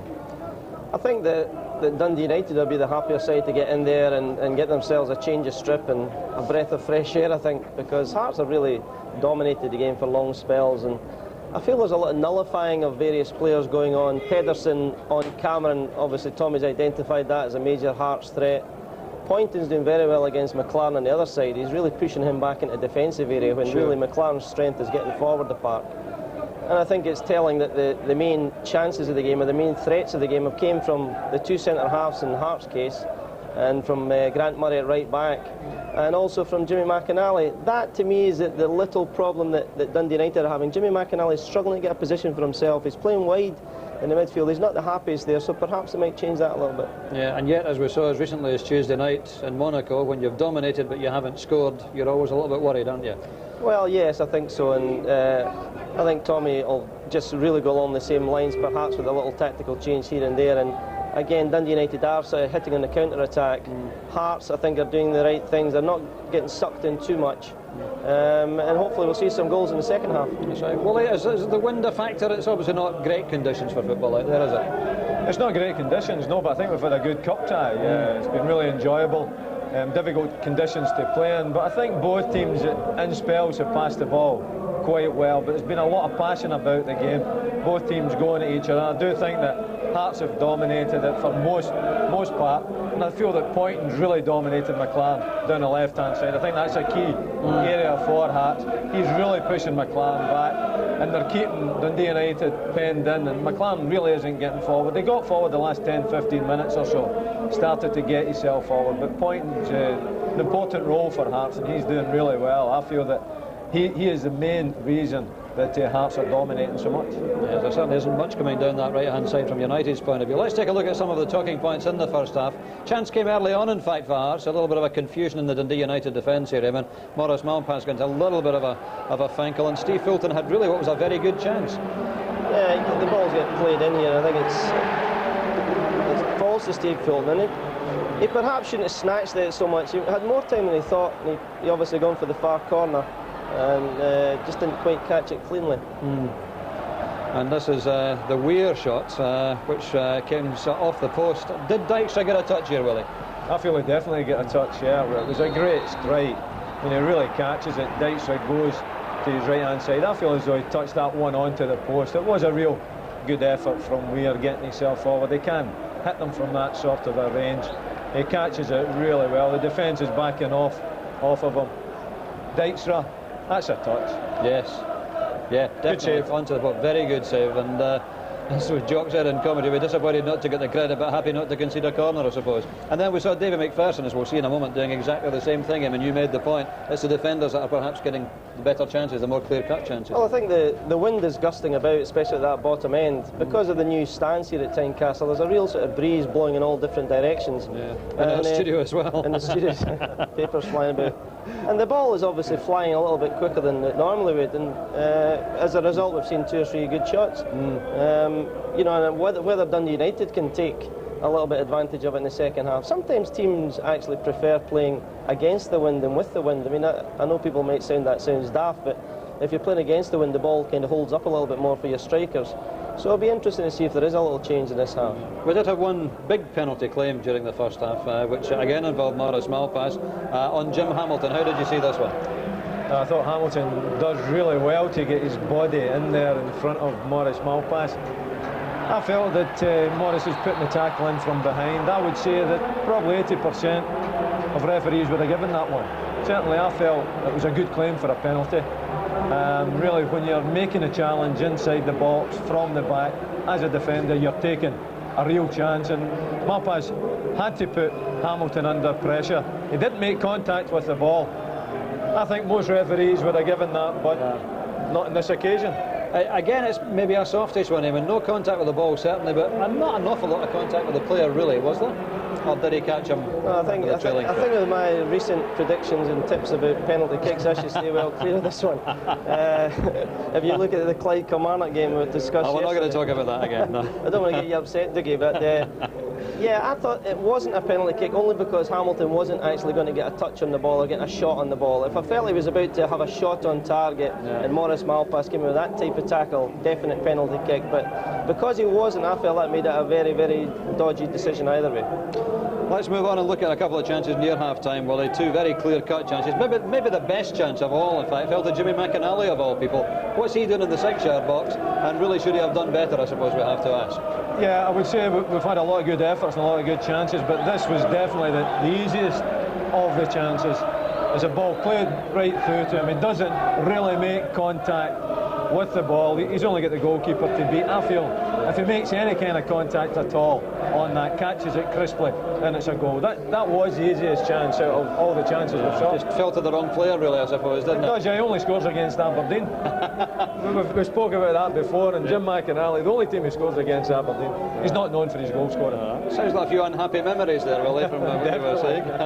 And then Dave McPherson coming through with the shot. I mean, he hit this one terrifically well, didn't he? It was a fantastic strike. I mean, it's really quite a difficult one. And Steve Dykstra dives, but there's no way he's getting there. And I think, again, I mentioned before, I think the wind took it a fair lick down to that bottom goal. And really, what a terrific strike. And there, off the face of the crossbar, I mean, if that had hit the underside and went in, it would have been, you know, goal of the season stuff. Sure. I think Davey is capable of goals like that. I mean, I've seen him on many occasions. He was always a man, a free kick was laid to the side and he came in and had a hit at goals, and he scored a lot of goals that way because of that. Okay, well, we have no goals so far, so I wonder what the managers are thinking about it all. Hearts manager Jim Jeffries in particular. He's now talking to Rob McLean. Jim, how happy with the first half? Well, I think we dominated the first half. We were lucky not to score a couple of times. You've always got to be careful. The United's tactics are the same as the last time, just knocking it up over the top for the pacey winters and all that, but we're dealing with that quite well, especially in a tricky win. I think Hearts are taking the game to Dundee. They started the game very well. Just a wee bit of luck, and it could have been a goal or two maybe up, but you know, it's still there and you've still got to concentrate and just told the players to try and go in the second half and give us more of the same. Are you a bit concerned maybe that having had so much of the game, Dundee United might take a boost from actually not being a goal down? Well, that's always in cup ties. You know, you can sometimes go and play well and dominate matches, and you know, some team can go up the park and score. That's what you've got to be concentrating on at the back. That's what we're trying to press on the players, that keep a concentration. We're handling everything so well. We're causing them a lot of problems. We're meant to McCann and everything up front, so we just need a wee break, and I think, you know, we deserve to be in front of the stage. Jim, thanks for talking. Jim Jeffries talking to us live from the dressing room corridor here at Tynecastle. Looking forward to live coverage of the second half. 0-0 at the moment. Let's fill the rest of half time though with a look back to yesterday's half-dozen cup ties. Here's the highlights of the matches which were played yesterday.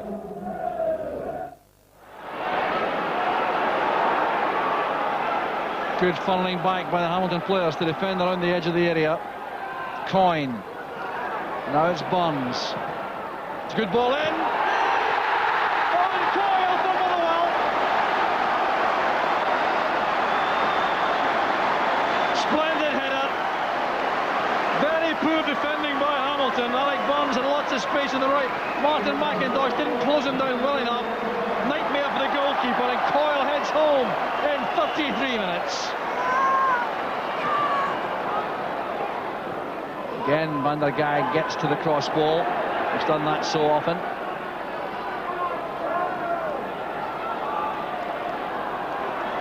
McCulloch did well. Near post ball. Chances on! Gary Clark!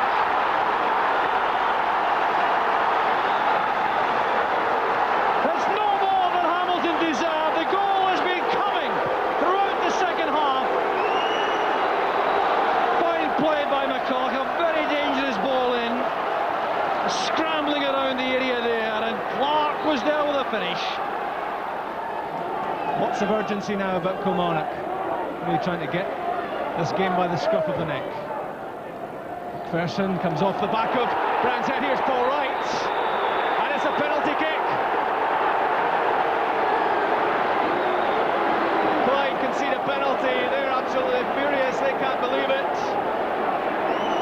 But referee McCurry's made up his mind. Well, here was the incident. Played in by McPherson.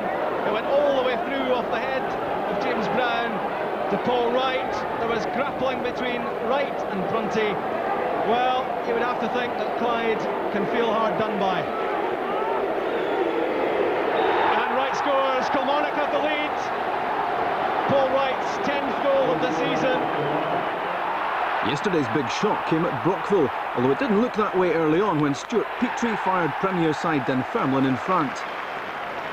First Division Falkirk's equaliser was a DIY effort from Kevin McAllister back in his second spell with the Bairns.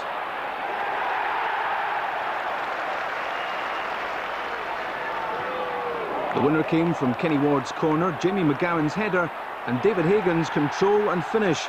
Falkirk into the quarter-finals. East Fife's trip to Ibrox meant a six-figure cheque for Jimmy Bowen's team. They also walked away with pride intact, despite losing 3 goals in the first half. Brian Laudrup set up David Robertson for number 1. George Alberts opened up the Fifers' defence with this pass. Laudrup was again tormentor-in-chief. Former Rangers keeper Lindsay Hamilton did all he could to keep his old team out. But Trevor Stephen finally found a way through. 2-0.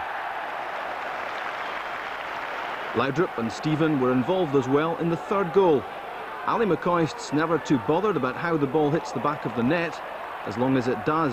That was 3, But East Fife held out like heroes to keep the score that way. At Glebe Park, Brechin rattled Wraith after just 2 minutes, when Ralph Brand, he of famous footballing name, hammered home this glorious goal. The second division side in front.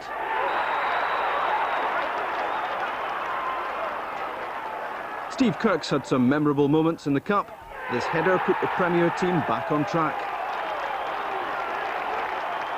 And from another corner, Soren Anderson was virtually in the net as he stabbed home the goal, which took Wraith through 2-1.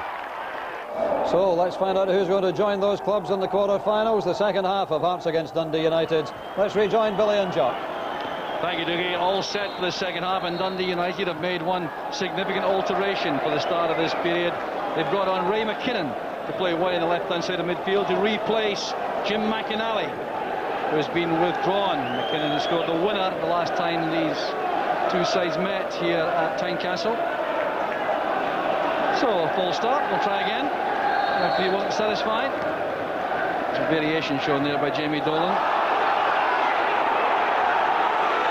Grant Murray going down under the challenge from Robbie Winters, who's not the favourite man among the Hearts supporters after his challenge of Neil Pointer in the first half.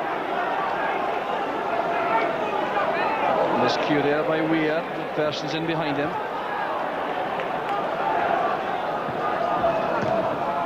Pedersen lofts it forward. Bit of head tennis here, and both sides, I'm sure, anxious to get the ball on the deck and start to pass it. Foul by Presley on Hamilton. Well, it is very difficult for a defender when the forward really doesn't jump and just backs in. It's a free kick here for Steve Poulton to take for Hearts.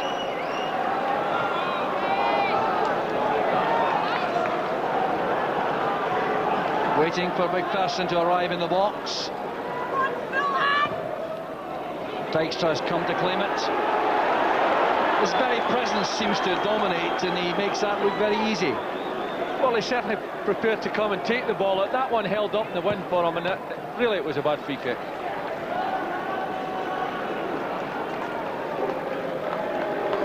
So Ray McKinnon's involvement. Well, a different kind of midfield player from Jim McInally. McKinnon, the passer, very two-footed. McInally, the grafter, the ball winner. What's the thinking, do you think, behind that, Billy?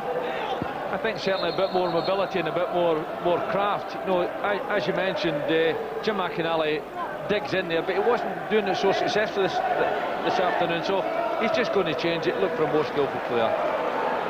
Salvatore's pass, asking a lot of Murray. It's in the space for Cameron to chase. Presley gets there. Has to keep it simple. Not an occasion to be any more ambitious, I don't think. Grant Murray, 21 years old, a recruit from Bonnyrigg Rose. Decision goes United's way.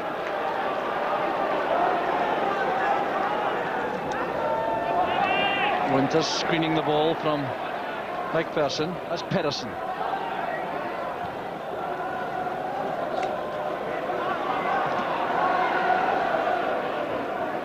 Back to head tennis again. Pushed by McCann and Malpass. Free kick to Dundee United.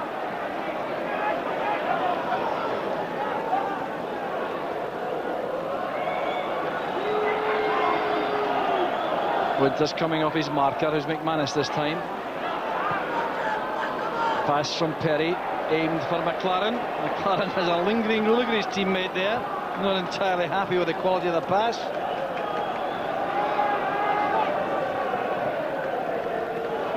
Good play by McCann. Splendid tackle there by Zetterlund. Here's Winters. Well, that was intended for Mark Perry, who was overlapping from the right back position for Dundee United.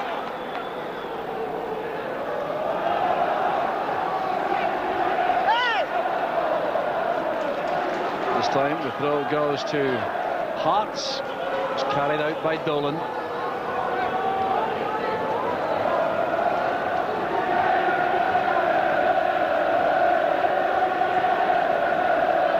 Screening that from Malpass. That's fine play by the youngster. Twisting and turning, Presley did well.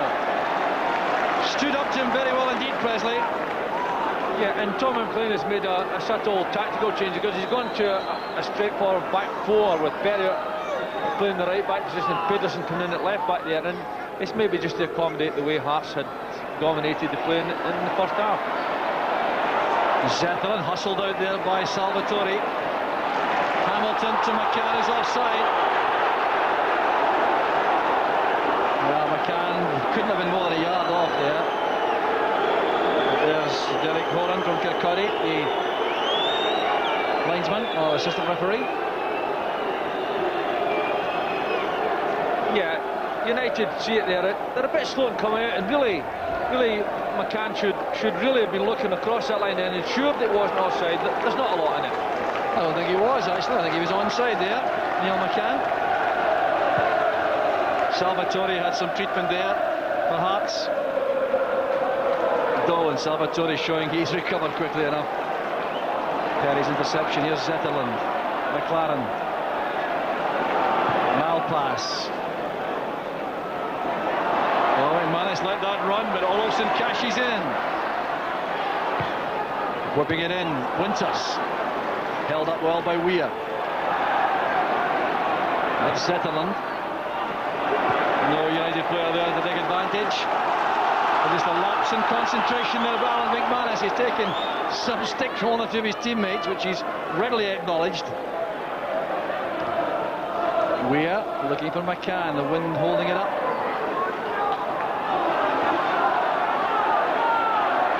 Pedersen pushed over by Cameron.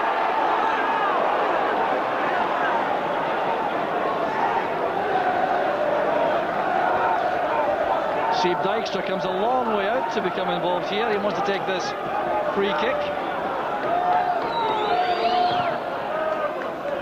One attacking weapon, this with the wind behind. Just as Rousset was able to enjoy that in the first half. Now Dykstra has the chance. This is Perry. Dolan demands the ball inside. Winters holding it up there for Zetterlund. Thought about a shot. McKinnon on to Pedersen. The driven ball always troublesome. Olofsson in a battle there with Weir, who wins out as he has won most of these battles so far in the match.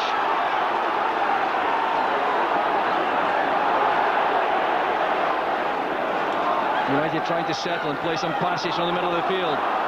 Zetterlund and Dolan much more prominent now. McLaren to Dolan. Good reading of the play by McManus. As Perry brought, that's McLaren. Poynton, he's given it away. Well won by McManus for Salvatore. Poynton's having a superb match. Well, that's always what happens. Give him some praise. Carelson again by Salvatore. And Raniga is suddenly about the United midfield. I think they may have had a rocket actually at half-time, Billy. Dolan and Zetterlund in particular. Well, they're certainly much sharper to the ball. They're giving the Hearts players less time than they gave them in the first half, but I think the elements are having an effect as well. McKinnon's header rolls out there for a Hearts throw.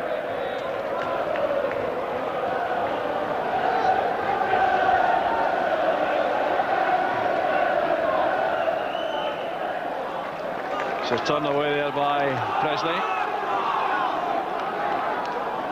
So here's Grant Murray, 21-year-old, with the throw. The header down by Presley. That's Pedersen, McKinnon, Olofsson. An awkward bouncing ball this. McLaren challenging. Poynton taking care. You see that left arm protected by strapping. Apparently that wrist was badly sprained in a landing in the first half. So an X-ray will be required in the game, we're told, which suggests there's just a possibility it's more serious than the Hearts people hope. Here's Cameron. Oh, that's inside McKinnon for Murray, promising for Hearts. Well, just a little bit overhit that cross from Murray. Once again, he had plenty of time to set himself because Colin Cameron's pass was an excellent one. It was a magnificent reverse pass by Cameron. And young Murray gets onto it well. Really should be putting a good ball into the middle from there, but just overhits it and nothing happens at the end.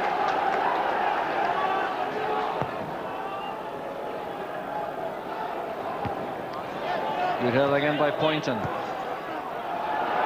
Jim Hamilton going in late on Mark Perry, annoying some of the United supporters. Oh, that's fine play by Winters. Well, some carelessness again in defence by Hearts.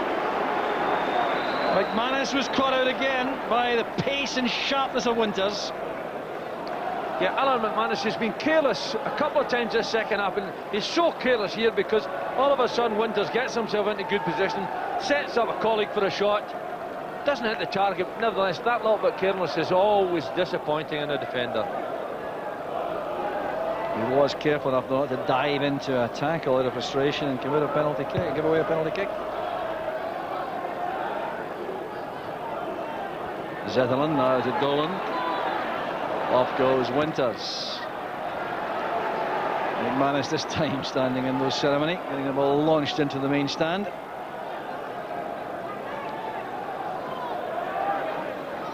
Fourth match between the clubs this season, all won by a solitary goal.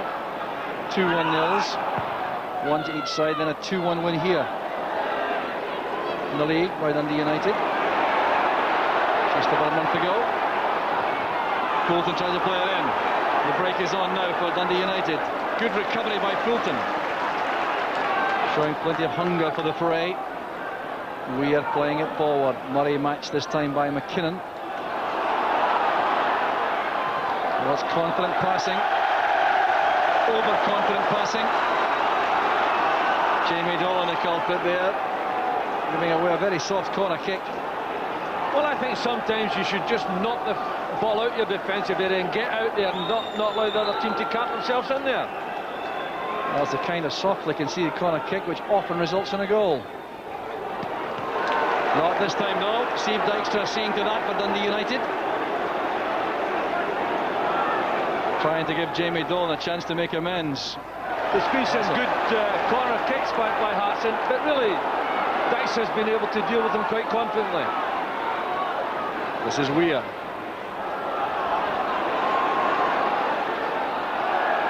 Oh, he's done very well indeed. Pointed in strongly. Breaks for McKinnon. Held possession well, but what a disappointing pass. An apology offered from McKinnon. The referee ensuring Alan McManus doesn't steal too many yards there on that sharp whistle.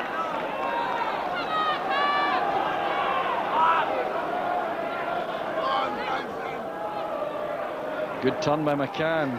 Cover provided by Pedersen.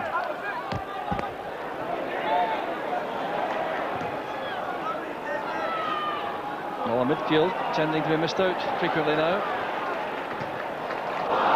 This is Zetterlund. Misunderstanding there with McKinnon. Zetterlund against Salvatore. You hardly think it was a Scottish match. Good running by Cameron, a fine ball in. McLaren had to help in defence, but that's good play by Hearts. Calling Cameron's sharpness so effective there for Hearts. Pressure remains on here with a throw.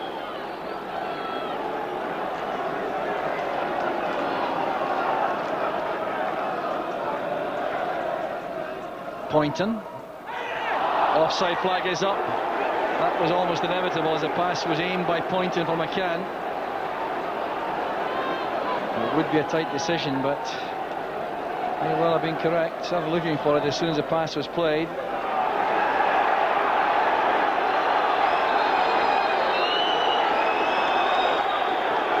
Steve Dykstra being told to go further back to take this free kick.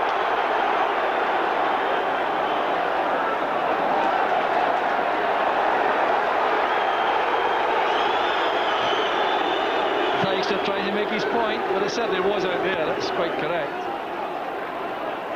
Winters helps it on.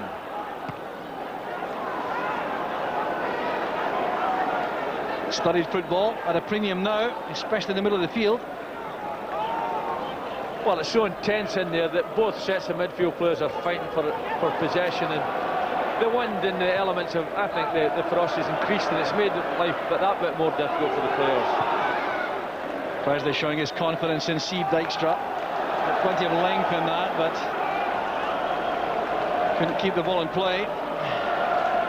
I don't think Tommy McLean will be entirely happy with his team performance so far. Salvatore's header, that's Fulton. Always a bit of concern that a gust of wind holds the ball up as it goes towards the box.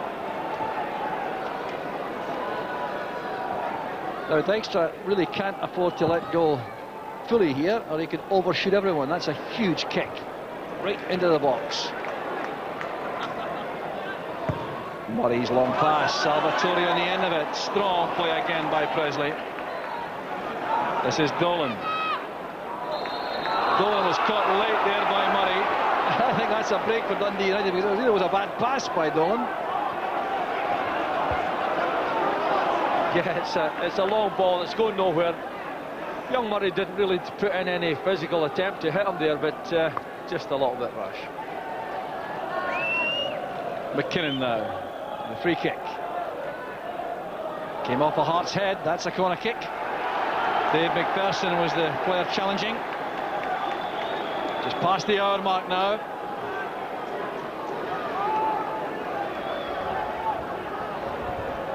The atmosphere of the match seems to be becoming even more tense all the time. Growing feeling that one goal could settle this. McLaren's corner. Rousset took it brilliantly. Malpass allowed to run on the edge of the box without a marker. The big keeper did the needful for Hearts. The goalkeeper does really well, because the ball's swinging away from the goals, but it comes very positively and takes it. McKinnon's header. There's Olofsson, has a quiet time of it against David Weir in the match so far. Zetterland. Perry holding off Fulton, but he's turned the ball out for the throw.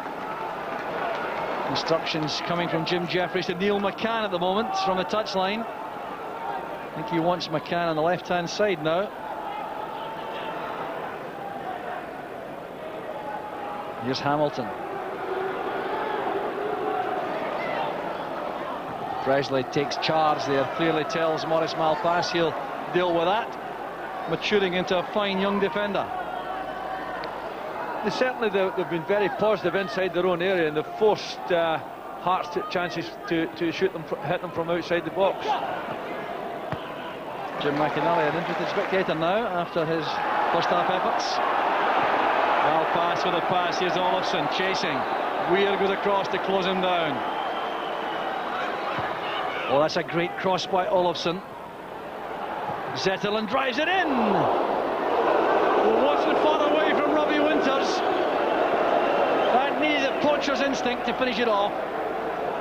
But Olofsson does so well with these crosses with both feet. Excellent left foot he has. Tremendous pace in the ball, and really Zetterland does well to get such a strong strike on it, but there's little reaction from the Dundee United front players. McLaren had much more time than he knew there. Good ball from Fulton. Hamilton couldn't control it though. Here's Salvatore. Given it away. Zetterland sets off Winters. McPherson goes across to help his young defensive teammate Alan McManus. Well read by McPherson.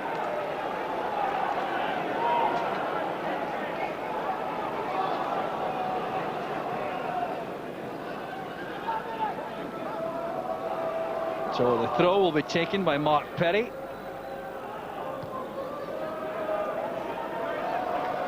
There's McLaren. Now Dolan. Oh, what was in his mind there? He's given it straight back to Hearts. A chance to break now suddenly. A space on the right for Cameron. Very unlucky. Lapse in control. Zetterland trying to find Olofsson. He's managed it. Not the orthodox way. Nowhere for Olofsson to go. They're going inside. Malpass with McCann. Neil McCann for Hearts. Presley again with a clearing header. Neil McCann's really got to get a better quality ball in than that. Good position, chance to put it in the middle, but didn't take it. Good linking play between Olofsson and Winters. Here goes Olofsson. Look at the pace of the man. Well, perhaps could have kept on going there. He was at full tilt and was a really difficult player to stop at that point.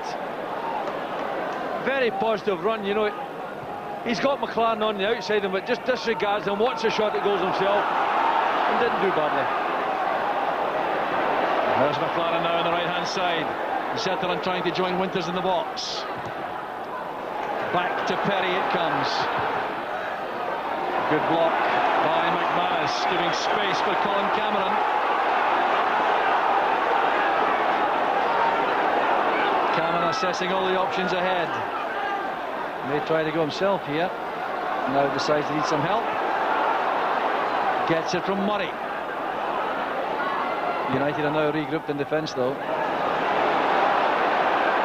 Well, Cameron showing a bit of indecision there when he had good possession and allowed United to recover defensively. Presley's pass is a good one. Here's Zetterlund.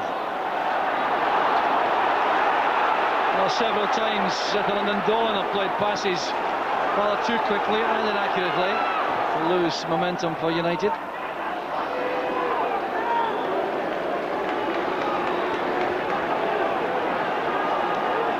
The pace of the game's been tremendous in the second half. It's not been as skillful as it was in the first half.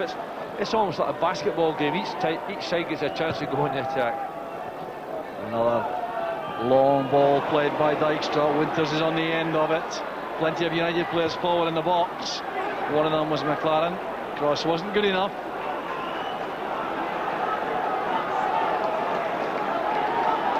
Well, Jim Jeffries, I think, perhaps a little bit concerned about the fact that Hearts have allowed United to come into the game much more now. Well, you can tell the management team is not happy. Billy Brown there too.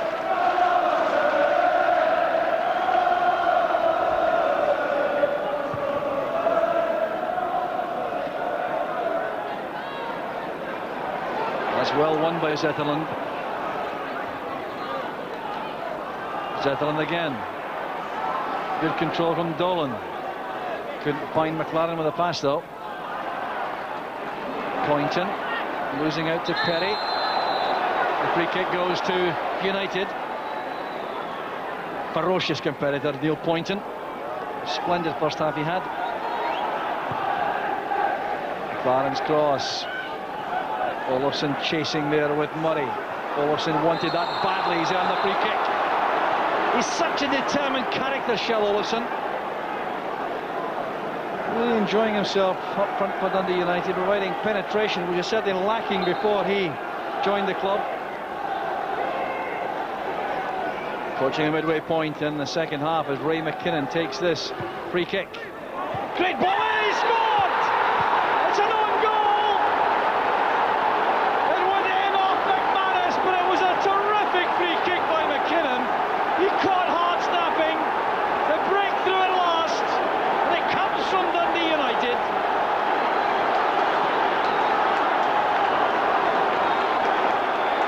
He certainly tries to put the ball into that near post area, and McManus is determined to get there ahead of the attackers, and unfortunately for him, he just pushed it into his own goal. But you know, it's a shame because the goalkeeper's come to take it, and perhaps just a little bit mix up in who had to come for the ball there. But it's a tragedy for Hearts.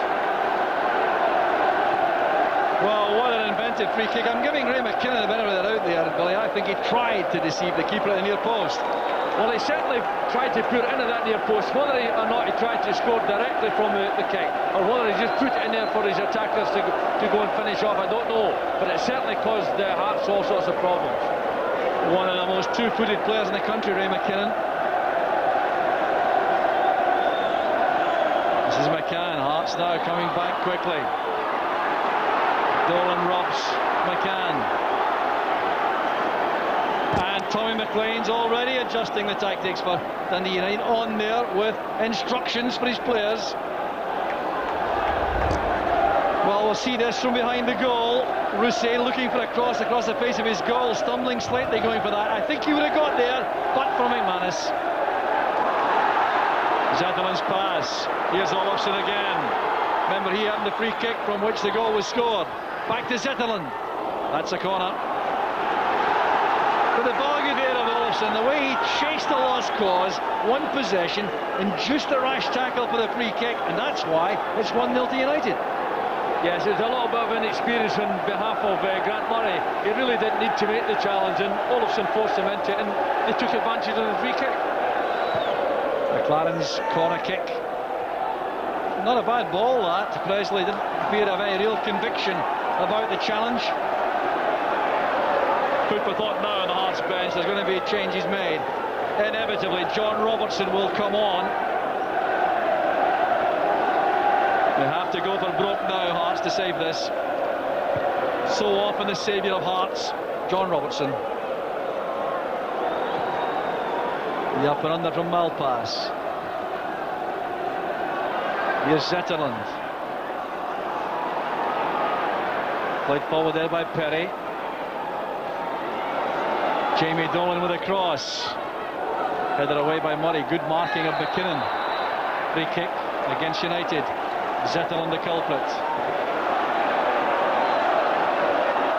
Presley did well on McCann there. That's a fine pass by McKinnon. So is that from Dolan to Zetterlund. Well, United notoriously difficult to break down once they have a lead like this, Billy. Well, in fairness to the defence has been really solid, and they've denied Hearts any close-in chances. What good chances Hearts have had from outside, but Hearts will be hoping that this man will make a difference to them. Neil Boynton goes off. He's played superbly, but that wrist injury, I think, is the main reason for his selection as the odd man out here to allow Robertson to come on to try to save this tie for Hearts. Jim Hamilton's moved to a wide left position now. Robertson through the middle with McCann. Interesting that McCann is being left up front. Hearts going for sharpness and pace in that area. There's Hamilton in his new role. On to a back four now, Hearts. They've got Weir, McPherson, McManus and Steve Fulton now across the back. Pass on Dolan on the chest of Olofsson. Winters makes the near post run. And that's who Olofsson was trying to pick out. Pedersen doing well against Robertson. Dolan's pass, very accurate. McLaren now with a chance to run at Fulton in that new position. McLaren goes again. Almost got the break of the ball. Perry inside, here's Dolan. Blocked there by McManus. Colin Cameron now across on the other side of the field. The Hearts left. Jim Hamilton. Well, it hasn't been the happiest of days so far for the young striker. Tommy McLean adjusting to what Hearts have done there. Very, very decisive in making changes. Jim McInally there helping out also. He's on the coaching staff as well as playing.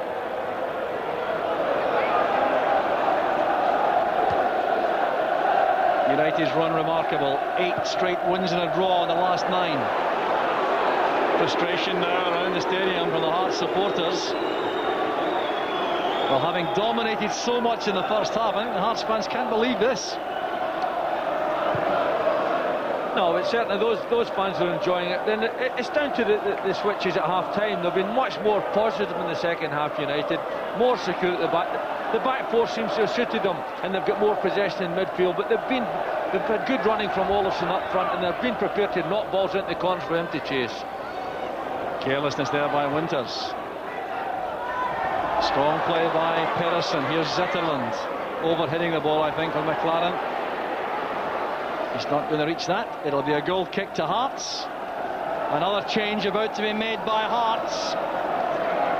Bringing on their final substitute, who will be Gary Mackay. Having a discussion there with his manager about what alterations are appropriate out there.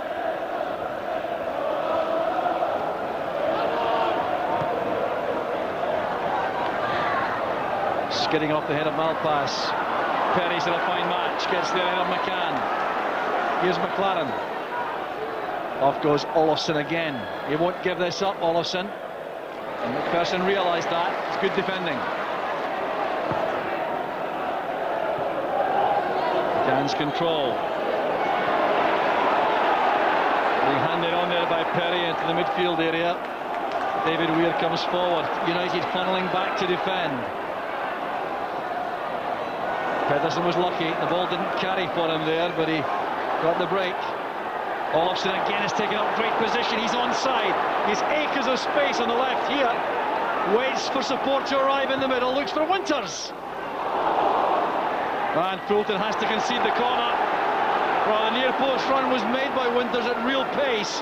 Olofsson tried to pick him out. Well, again, Olofsson's down that left-hand side, and the ball has got to cross.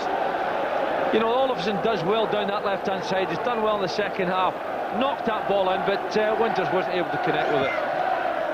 McLaren's outswinger. Good header out. The counter-attack on for Hearts. And Cameron halted calmly there by Ray McKinnon. United looking for a killer second here. Chance on for Winters in the turn. That's good tackling by McManus. Salvatore on. Here's McCann. Well, it's been a match full of interest right from the first kick of the ball. Nothing has changed. McCann's got a couple of breaks. It's good play. Good crossing position. Well, that's delightful play by Malpass. Cushioned the header down there for Zetterlund. Not content with simply a clearance. Dolan looking there for the run made by Olofsson. Downwind, that's very difficult to deliver. Hearts redouble their efforts. Can they save this tie?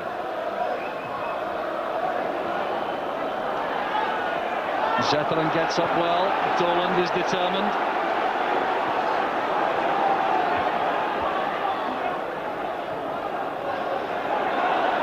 Inside the final quarter of an hour now. The unlucky man who conceded the own goal, Alan McManus, in possession. Very difficult to blame him. He was attacking a vicious free kick from McKinnon. Robertson set up for Cameron. Well-timed tackle by Presley. McLaren to Perry. That's good play again from United. Build-up play, very effective again. Winters. Well, that was a very strange ball, bearing in mind the movement of Olofsson. It's a goal kick to Hearts. Anxious moments for Jim Jeffries and Billy Brown there. The Hearts bench can make no more changes apart from Gary Mackay, and they've decided to withhold him for the moment. Presley gets up well. Winters is penalised for leaning into McManus, and now the change is going to be made by Hearts. No, the referee hasn't spotted that. It's going to be Mackay for Salvatore. Salvatore, perhaps his last involvement in the play here, setting up Grant Murray. The angled ball chased here by Dolan. Well, I've got to say I sympathise totally with John Robertson. I couldn't see anything wrong there except that Dolan tried to spin away and lost his footing. Well, look at this now. I cannot see anything wrong with Robertson there. And now the change is being made by Hearts. Gary Mackay, the long-serving player, now 33 years old, in the Tynecastle since 1980, replaces Stefano Salvatore, who's worked so hard in the middle of the field. Should be a direct replacement. Weir's powerful header. That's Perry. Zetterlund couldn't collect. This is McKinnon, supported immediately there by Pedersen. Olofsson, good first touch. Now Dolan, space on the right for McLaren to attack Fulton, now in the left back position. Perry providing the extra man, the decoy man, that's turned away by Weir. He's gone out for the corner. Well, United now trying to build on this lead. David Weir had no option there but to make that hurried clearance. Yeah, it's a ball into the middle again, and it's a difficult ball to contend with, and David Weir does well. United wait here for Ray McKinnon to go across. He can take this. One of the very few players in the country who can take corner kicks with both feet. Remember, the free kick which gave United the lead came from his right foot. This is going to be the corner with the left. And Hugh Dallas is going to take action against McKinnon for time wasting. McKinnon explaining the ball was moving, that's why he had to hold things up. So it's a booking for McKinnon.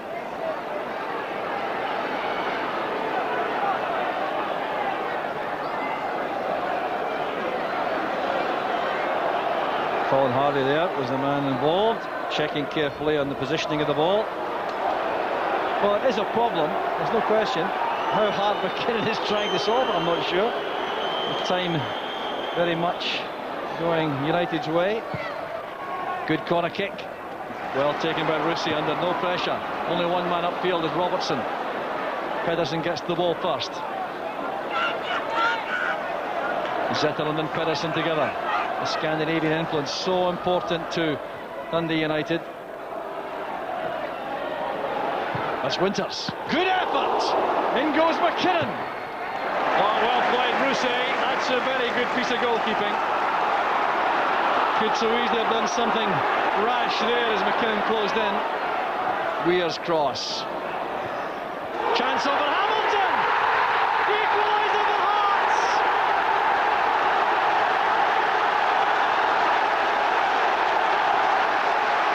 It came right out of the blue. Perhaps the poorest spell of the match for Hearts, and they found the net at last. The cross ball caused all the damage. Magnificent run by David Weir. He looks up, he knows the only ball's in at that back post. When it gets delivered in there, it's tacked brilliantly. I felt that he might well have been offside there, but he takes it so very well, doesn't he? But that's what Jim Hamilton came here to do. Came here to score goals, and he's been successful. And this one will be very important to him. But takes it so well, but looked suspiciously offside to me. A very good finish indeed by Jim Hamilton, giving him his 6th goal in Hearts colours, and perhaps the most important so far. The question of offside remains, but the referee checked carefully with the linesman here, who kept his flag down, and now we have a terrific climax to the match in prospect. Listen to the noise now from the Hearts supporters.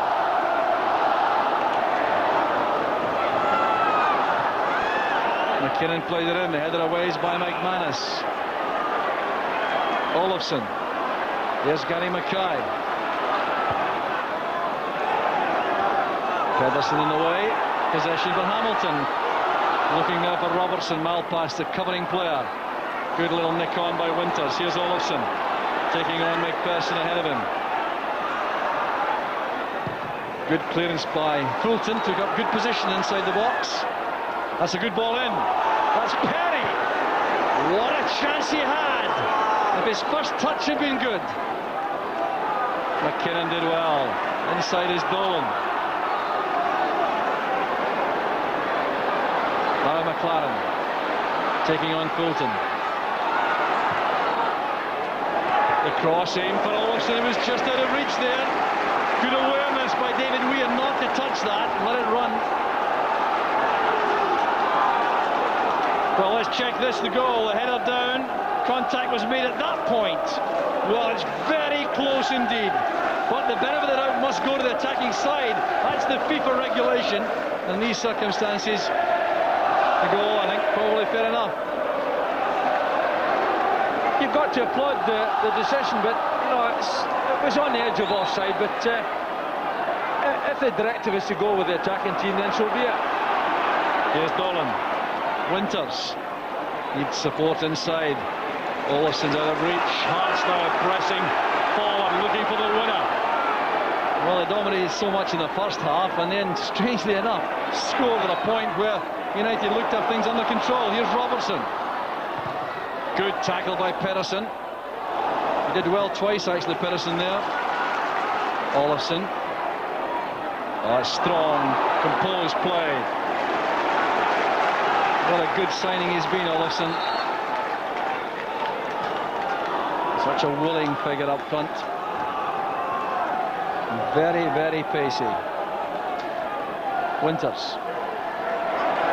Eased out of that by Gary Mackay. Good play. Fine pass for Hamilton. Not a bad ball that by Hamilton. Entitled, I think, to expect a runner across the penalty box from Hearts. He gets himself into a good position. Obviously he's trying to either hit that at target or play it across the front of the goal, but I felt he should have just delayed for a second or two to let some support come up. Relief on the Hearts bench for that equaliser. Olofsson touches it on. Nothing else for McPherson to do. Now, are we in for a winner before the end, or is it Tannadice for a replay? Winters lay off. Here's Ray McKinnon. In goes Dolan. Lost his bearings just at the last minute there. Mackay's pass. Presley was strong when committed in the tackle. Dolan's pass. McLaren seemed to be caught on his heels there. Alan McManus, perhaps the most relieved player of all in the Hearts ranks with that equaliser. Good play by Fulton. A clash in the far side sees McCann go down. Pedersen. Presley thumbs it away. Hearts still in full cry here.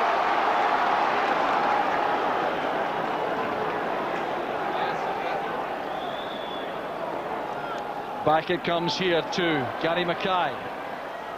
Into the box early. Hamilton comes to meet it. The ball's held up in the wind. That's Cameron playing it in. McKinnon. Weir's head up. McKinnon's given it away. Back to Hamilton. This is Murray. And now Mackay. Fulton. Robertson backing in all the way. Turned over the bar there by Pedersen. At Dundee, you think that should have been a foul. Robertson may actually be asking for a penalty. But it's typical John Robertson players that he forces his body into players and makes himself very difficult to combat.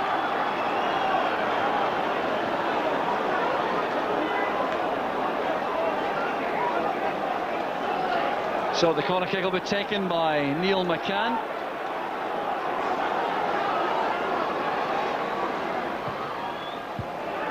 Dykes has started to come, changed his mind. Another corner kick is given.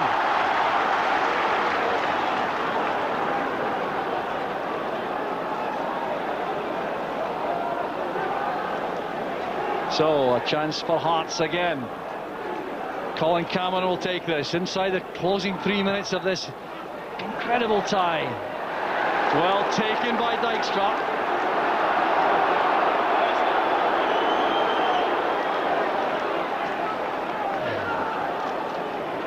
So Dykstra makes this catch.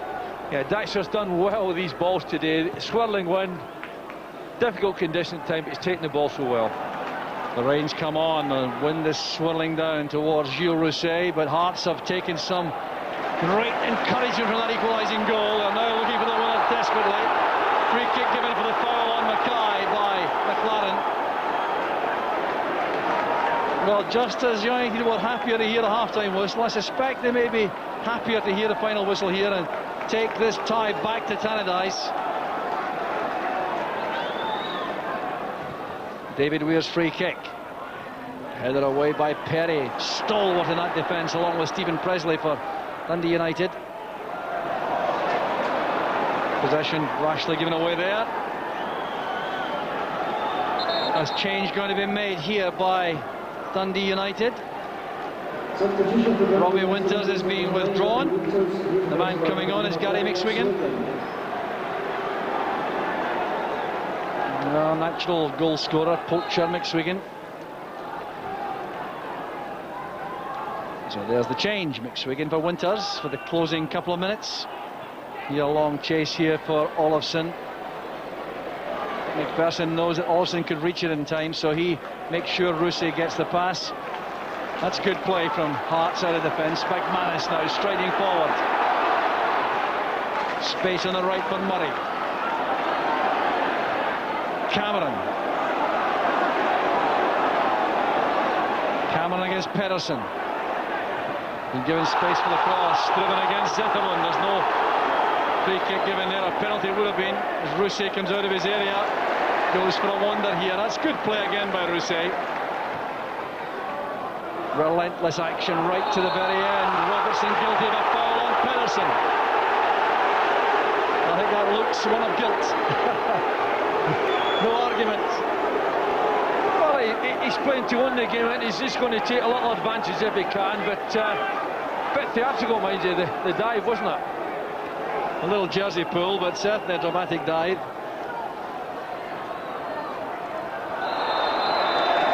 Wrestling match between Olafsson and Weir. The free kick goes to Hearts in the final minutes. Stoppage time looming. A little bit of that to add on. Here's McManus. McKinnon backtracking rapidly. Pedersen's header. Weir helps it on to Robertson. Robertson leading the line. There's Weir. Already one terrific Everton goal, David Weir, and showing amazing control for one so tall. Losing it in the end to Presley, who's had an outstanding match for Dundee United. Presley and Perry and Malpass have been outstanding. Presley and Perry ever present in the side this season.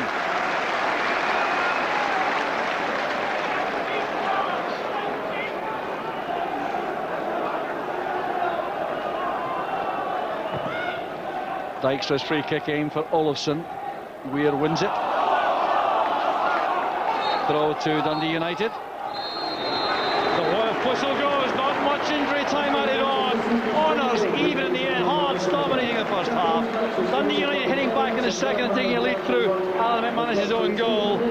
Real tragedy for the young defender, but then equaliser from Jim Hamilton, keeping Hearts in the cup. A replay to come at Tannadice, and who would bet on that one, Billy? No, probably at the end of the day, the draw's about the right result. Both teams had their opportunity to win the match, but I think at the end of the day, probably a fair result is to play the second game. So, an entertaining match all the way through, and crawling right from the start in very difficult conditions. Certainly happier to see a ball hit the net a couple of times to just give a lift to the whole proceedings. But the man of the match award is going to be made here to Stephen Presley, who had such a commanding game in the heart of that Dundee United defence. Billy, no arguments there. No, I wouldn't complain about that at all, because he played very well, always looked composed, always looked assured, and looks to be a much more mature player than we've seen in days gone past. So the final score at Tynecastle, a draw again, a replay to come. Hearts 1, Dundee United 1, and a terrific afternoon's entertainment. Back to you, Dougie. Thanks, Jock. Yes, I agree with you entirely. Terrific cup tie. We thought those two sides would be very evenly matched, so it proved, and they'll have to replay, as you say, at Tannadice. That, incidentally, a week on Tuesday. That's the 25th of this month. So one each it finishes. Let's get a reaction from Willie Miller and Eamon Bannon. The United fans still singing Eamon's praises outside. It's really quite embarrassing. Willie, how did you think the 90 minutes went? I thought Hearts probably had the better chances over the 90 minutes, particularly in the first half. Second half, Dundee United came right back into the game. I thought an important factor was Ray McKinnon's midfield performance in the second half came on. Gave United much more composure in that area, because he didn't really command that area at all. Didn't have players in there that were capable of passing the ball. Felt McKinnon did that for them in the second half. That was an important change at half time. Looked as though United were going to win the game, possibly add to their one-goal lead, but then Hearts, never say die attitude, got that equaliser. Absolutely. I'll stop you there for a moment, Willie, because Jim Jeffries, the Hearts manager, is with Rob McLean. Jim, when United scored, did you think you'd blown it? Well, that was always a danger. You know, a goal out of nothing. Got a free kick. I think a young boy gave away a stupid free kick there. He should have just closed them down. And then it's a good ball played in, which I think maybe got a wee deflection there. I couldn't see, he just ended up the back of the net. And that might be typical how Dundee United's luck's been going a wee bit. You know, they took a pounding and then break away, maybe came a wee bit more with the wind into the second half. But you know, great for the players to battle back, and I don't think anybody can say that we didn't deserve to at least get a draw of it. and I thought maybe we were the better side over the whole 90 minutes. So in the end, having had so much of the game, you're actually relieved to get Jim Hamilton's equaliser and get the replay? Yeah, well, always, I mean, the one down in a cup tie, you're always pleased to get another chance. And as I say, last year we went to some difficult places, so maybe we're going up to Tannadice, Dundee United will come out a wee bit more, and that'll maybe get us spaces in behind again. So today they just defended and tried to hit us on the break, but we knew that, so maybe up there the onus will be on them, and don't count that out of it yet. OK, Jim, thanks very much. The thoughts of Jim Jeffries. Jim thought United sat in and almost came for the draw, Eamon. Is that fair? I don't think it's fair comment in the second half. I think the first half it probably is fair comment. I mean, I said before the game that I think the formation that United played and the way they were going to play suited them better than it would Hearts, and I think that's the way it turned out. Hearts had to chop and change their team around about an awful lot. Gary Locke going off injured didn't help, Poynton going off injured didn't help. And to me, interestingly, the very first thing that Tommy McLean did was put a strength, which was Olafsson, onto a perceived weakness, which was Grant Murray at right back. Let's see the first goal, Eamon. Alan McManus scored it, but it was Ray McKinnon's goal, really, wasn't it? It was, and it was Grant Murray got caught by Olafsson, and here he whips it in, and I mean, big chalky. I mean, he's holding his head in his hands there, and it's one of those swirling balls in which he either should head away cleanly or just leave for the goalkeeper, but perhaps the goalkeeper didn't shout to him, maybe he felt he had to go for it. Well, that's what we need to know, I suppose. Or did Rousset shout? Because it did certainly look as if he would have collected it had McManus not got in ahead of him. Possibly a language problem there with the Frenchman and the Scotsman, but... I think he knows the Scots will leave it all right. What would you reckon, Willie? I reckon it's a good ball in. McKinnon, great ball into the near post. Very difficult ball to defend in there. You've really got to be positive in a different way from that. You've got to be positive and make sure you get it behind the goal. But a good ball in. I think you've got to give McKinnon credit for the way he placed that ball into the near post. Yeah, and yet United almost looked as if they were going to get a second goal on the break, because Hearts obviously then had to go looking for the equaliser, but they got it, but a hint of offside about it perhaps. Definitely, yeah. I think Hearts can look at that one. They can look at the penalty in the first half and say, well, we're a bit unlucky. And then, as it always happens, it seems to even itself up, if not in the game throughout the season, certainly evened itself up with the Let's take a look at that Hearts goal then, because we sort of froze it during the match, and it's very, very close actually, isn't it? It is very close. You put yourself in the linesman's position, and he's got to make the decision. It's not an easy decision to make. We've got the cameras here, we can slow it down, we can watch it time and time again, but I do think that Hearts got the break this time. I felt as though it was marginally, very marginally offside, but as I say, these things even themselves up. They didn't get the penalty. On this occasion, I felt they got the break here, perhaps the one that made up for the penalty didn't get. That to me is just marginally offside. You can argue about it, there's not much in it, but I felt they got the decision, they got the break. Hamilton, give him credit, he finishes it really well, sticks it away. Good goal. As we know, we now give the advantage to the attacking side in those situations. Would you go along with that as a directive, Eamon? Yes, I think it's important that does happen. I mean, you've got to remember the linesman is running the line in front of a few thousand Hearts supporters, and to not give the decision is a brave one, But I think, he'll look at, the linesman will look at these things as well. He'll look tonight and he'll be convinced that he gave the right decision. Sure. It was that close, so why not give it to the benefit of the attacking side? It's important that happens in football, because goals seem to be drying up at an alarming rate, so why not encourage them? I would go along with that, and it did give us perhaps the right result. The United fans won't agree they were one up, but I think over the piece a draw is a pretty fair result, isn't it? I think it was a fair result over the piece. I think the pendulum now swings in United's favour a little bit, going up to Dundee. Obviously Hearts have to travel up there in a kind of funny sort of way. Tactically, I think it might suit Hearts a little bit better, because United now have to do the attacking, if you like, or more of the attacking. But over the piece, yes, fair. At 1-0 United, they certainly looked like they were going to score a second goal. They controlled the game, they passed the ball about. Hearts came in to made a couple of good substitutions. John Robertson, Gary Mackay, a couple of old stagers, old campaigners, and that seemed to just be the spark they needed, and suddenly got their equaliser. Yeah, would you go along with that, Willie, that United perhaps now favourites simply because they've got home advantage in the replay? Well, they've got to handle it differently. The pressure is now swung perhaps on United. They've got to go in front of their own fans. Their own fans will think perhaps that the job has been done. The fact that they've got a replay, they take them to their home turf. It won't be that easy. I think these sides are very evenly matched. I think it's going to be a very difficult game for United. They're going to have to concentrate at the back. They look very solid at the back, Not scoring too many goals, but I think over the piece are very evenly balanced, and I still think it can go anyway. I would go along entirely with that. Thanks, Willie. And we'll hopefully hear from Tommy McLean before the end of the programme. It has been a terrific cup tie, but it finishes all square. The replay, remember, at Tannadice a week on Tuesday. Now, before we go, as I said earlier, we do have a treat for ice hockey fans, because we can bring you highlights of this year's Ice Hockey Scottish Cup final. The Five Flyers going for a treble, having won the Scottish League and the Northern Premier League. Now they're going into the Scottish Cup final against old rivals Paisley Pirates. We're joining up with the score at 1-1. Commentator Paul Ferguson. Downs clips it in. Danskin is back, wants it on this side, doesn't get it. Flyers cross-check there from Hand. Goes to the penalty box. He told me before the game that his wife is pregnant. She's due today, and she's here in the crowd somewhere.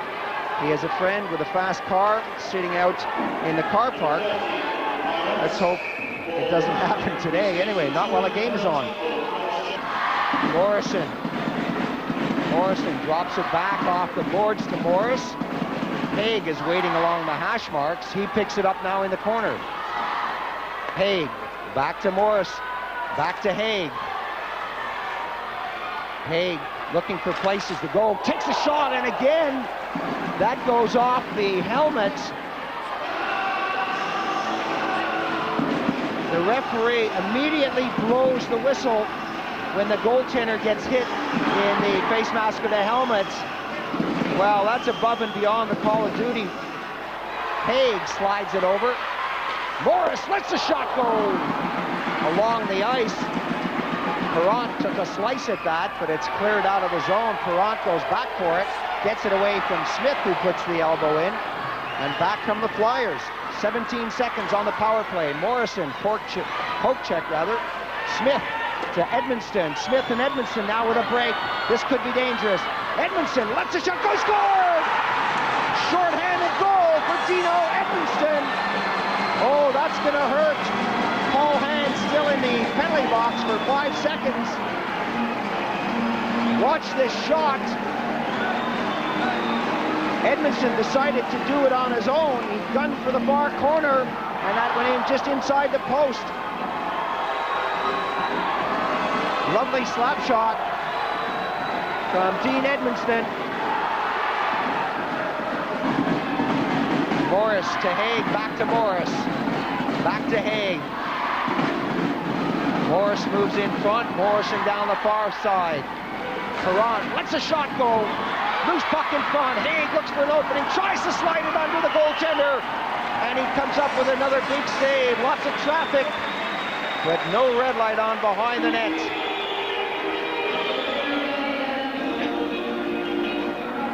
A lot of action from big defenseman Perrant. Lets the shot go.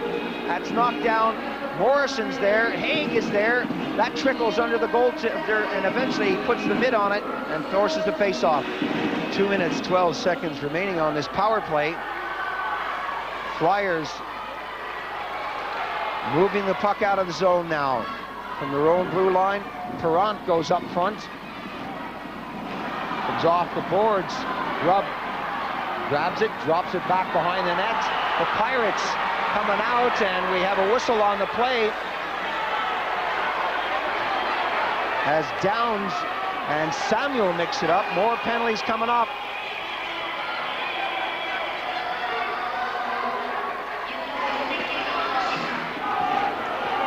You can see them at center ice squaring off. It really looked fairly harmless to me. So Leach is still in the box. He has 1 minute and 53 seconds. Downs is in there for 4 for Paisley, and Samuel is in there for 2.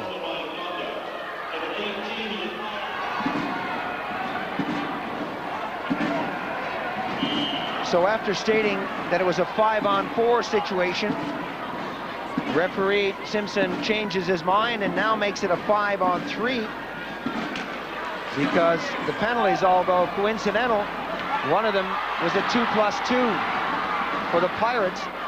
So we have Downs sitting for 4, minutes. Samuel sitting for 2, and Leach still in there for 1 minute and 38 seconds.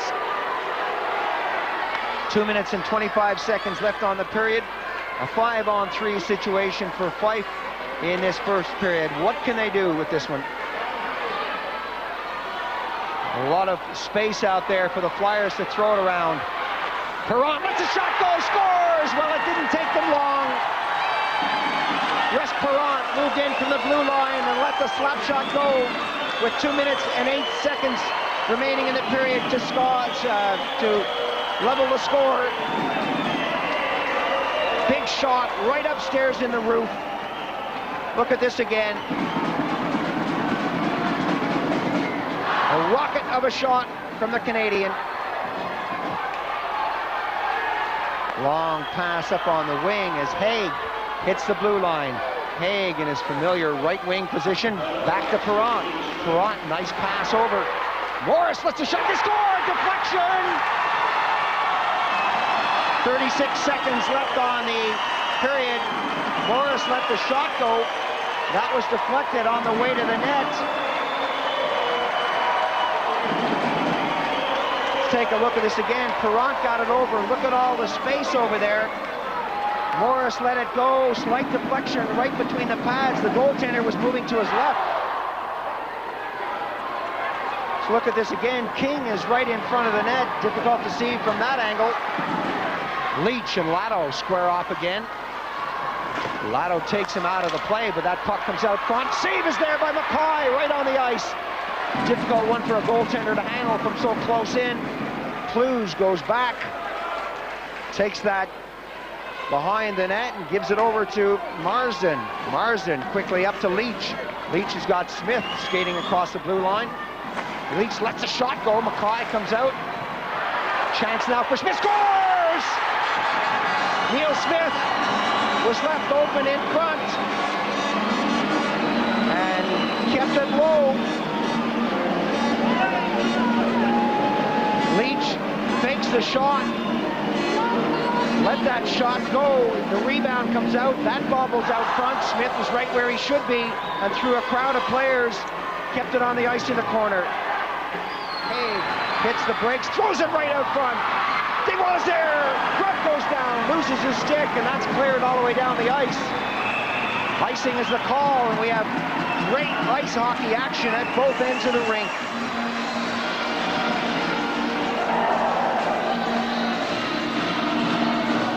Both goaltenders performing heroics out there. This time it's the Flyers on the attack. Haig does the sensible thing, slows it down, looks for the tip. Watch the goaltender spreading himself across the crease to make the save. Smith looking to go in forward again. Perrant bangs it off the boards, and King is there. Puts that up to Haig now. Haig drops it back. The return pass. Haig and King doing a great job of throwing the puck around. Couldn't get the shot away, though. Smith back on the attack. Long shot, gloved down by McCoy. McCoy doing the right thing again. Once again, a shot coming from well out of the blue line and well seen and held by the goalie.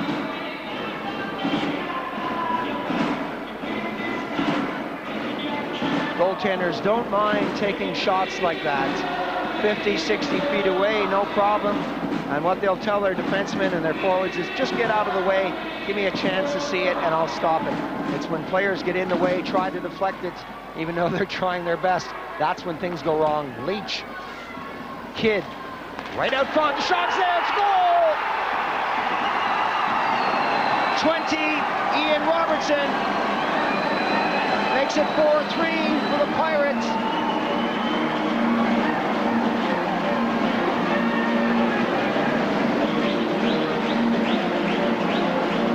John Kidd did a lot of work at the side of the net to get that out front to Ian Robertson.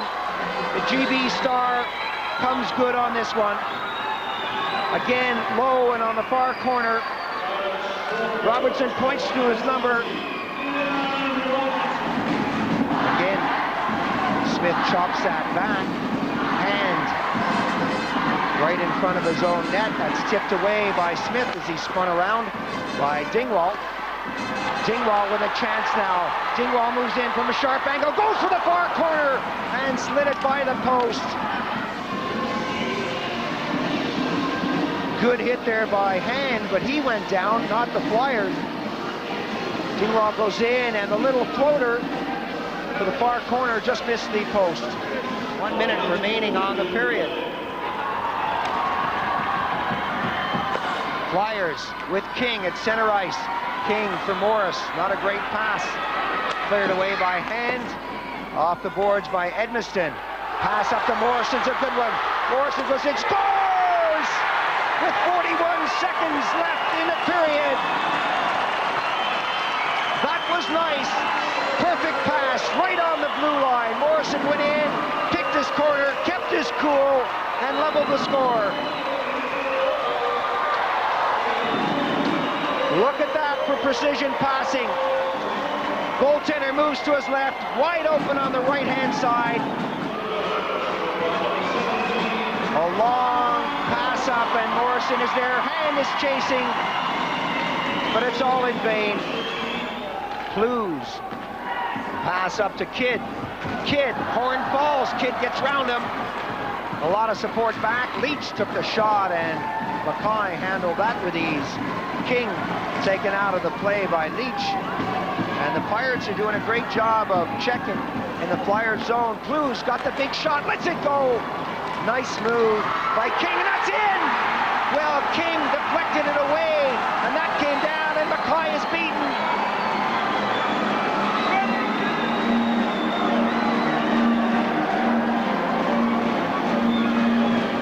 Kidd gets the high fives from just about everybody. Out off the Pirates bench, the shot deflected away in the first instance. That took a weird, wonderful bounce to the side of the net, and Kidd was there to bang it home and make it number 5. Again, the first shot from Clues deflected away, but watch this wicked bounce off the netting. Flyers now back on the attack. Samuel breaks to the far side. Samuel is hooked. Penalty coming up. Samuel went wide. And the hooking call from the referee, again, for my money, is the right one. Robertson saw that he was beaten.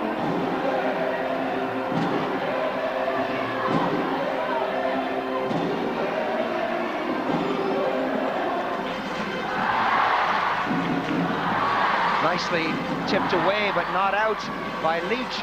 Kept in by the Flyers. Still unable to get some good shots on goal. The Flyers, the power play for another 20 seconds, but it's Leach right now. Leach breaking in on the backhand side. Put it right along the ice.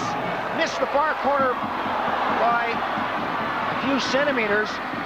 Leach goes for a skate. The return pass, and Leach bounces that off the ceiling with just 2 seconds on Robertson's penalty. And it's been a good job by the Pirates killing this one off. Leach against Perron.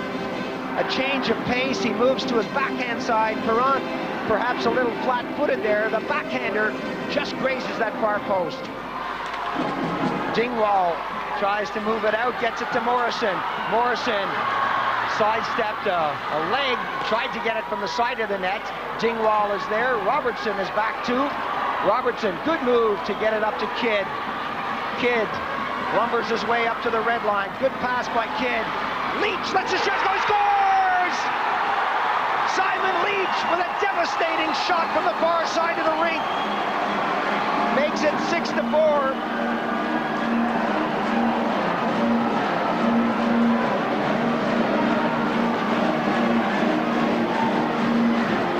Minutes, 8 seconds to go. Kidd hit the red line, passed it over to Leach. Leach found that far corner somehow. Goaltender way out of his crease. Just doesn't seem to be able to get on to the end of this one. Lato races back, can't get a stick on it. Leach knew when he let that go that he'd pick the corner. Strong rebound. It hits the back of the net, and the Flyers now coming out of the zone. Dingwall tried to get it away, but Edmondson saw that one. Edmondson's right in front. Can he get a stick on it? And they score! Dean Edmondson was right out front to make it number 7. That's his hat trick.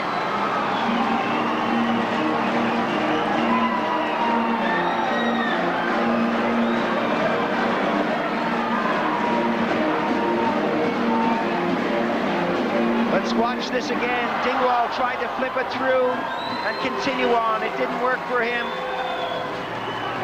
Breaking towards the net is Dean Edmondson. He dives in, crunches against the goaltender and then the boards.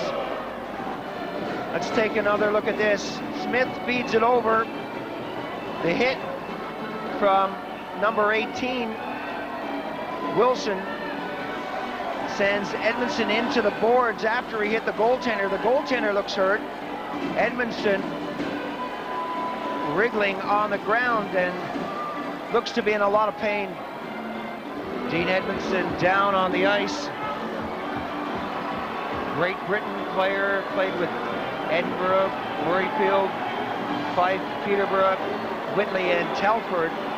Really has had a great career in British ice hockey. But it looks like he's going to be out of this game, at least this game for the time being.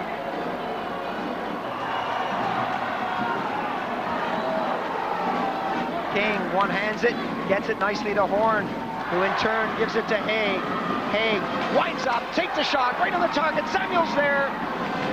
And we had 3 Pirates getting back to prevent Samuel from getting the rebound.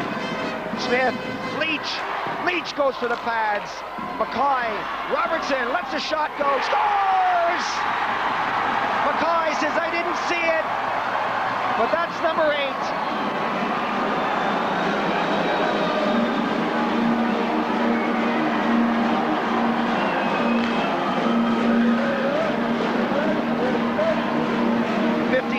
Seconds left in the hockey game, and that's it. Robertson, with all the time in the world, controls and just gets the shot away in time before the block. That's number 8. 17 seconds on the clock.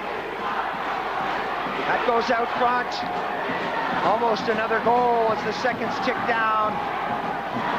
Little pass through center, the fans clowning it down from 10 seconds. Perrant, dipsy doodles, but it's all over. And the Paisley Pirates have won the Scottish Cup with an 8-4 victory here in Fife.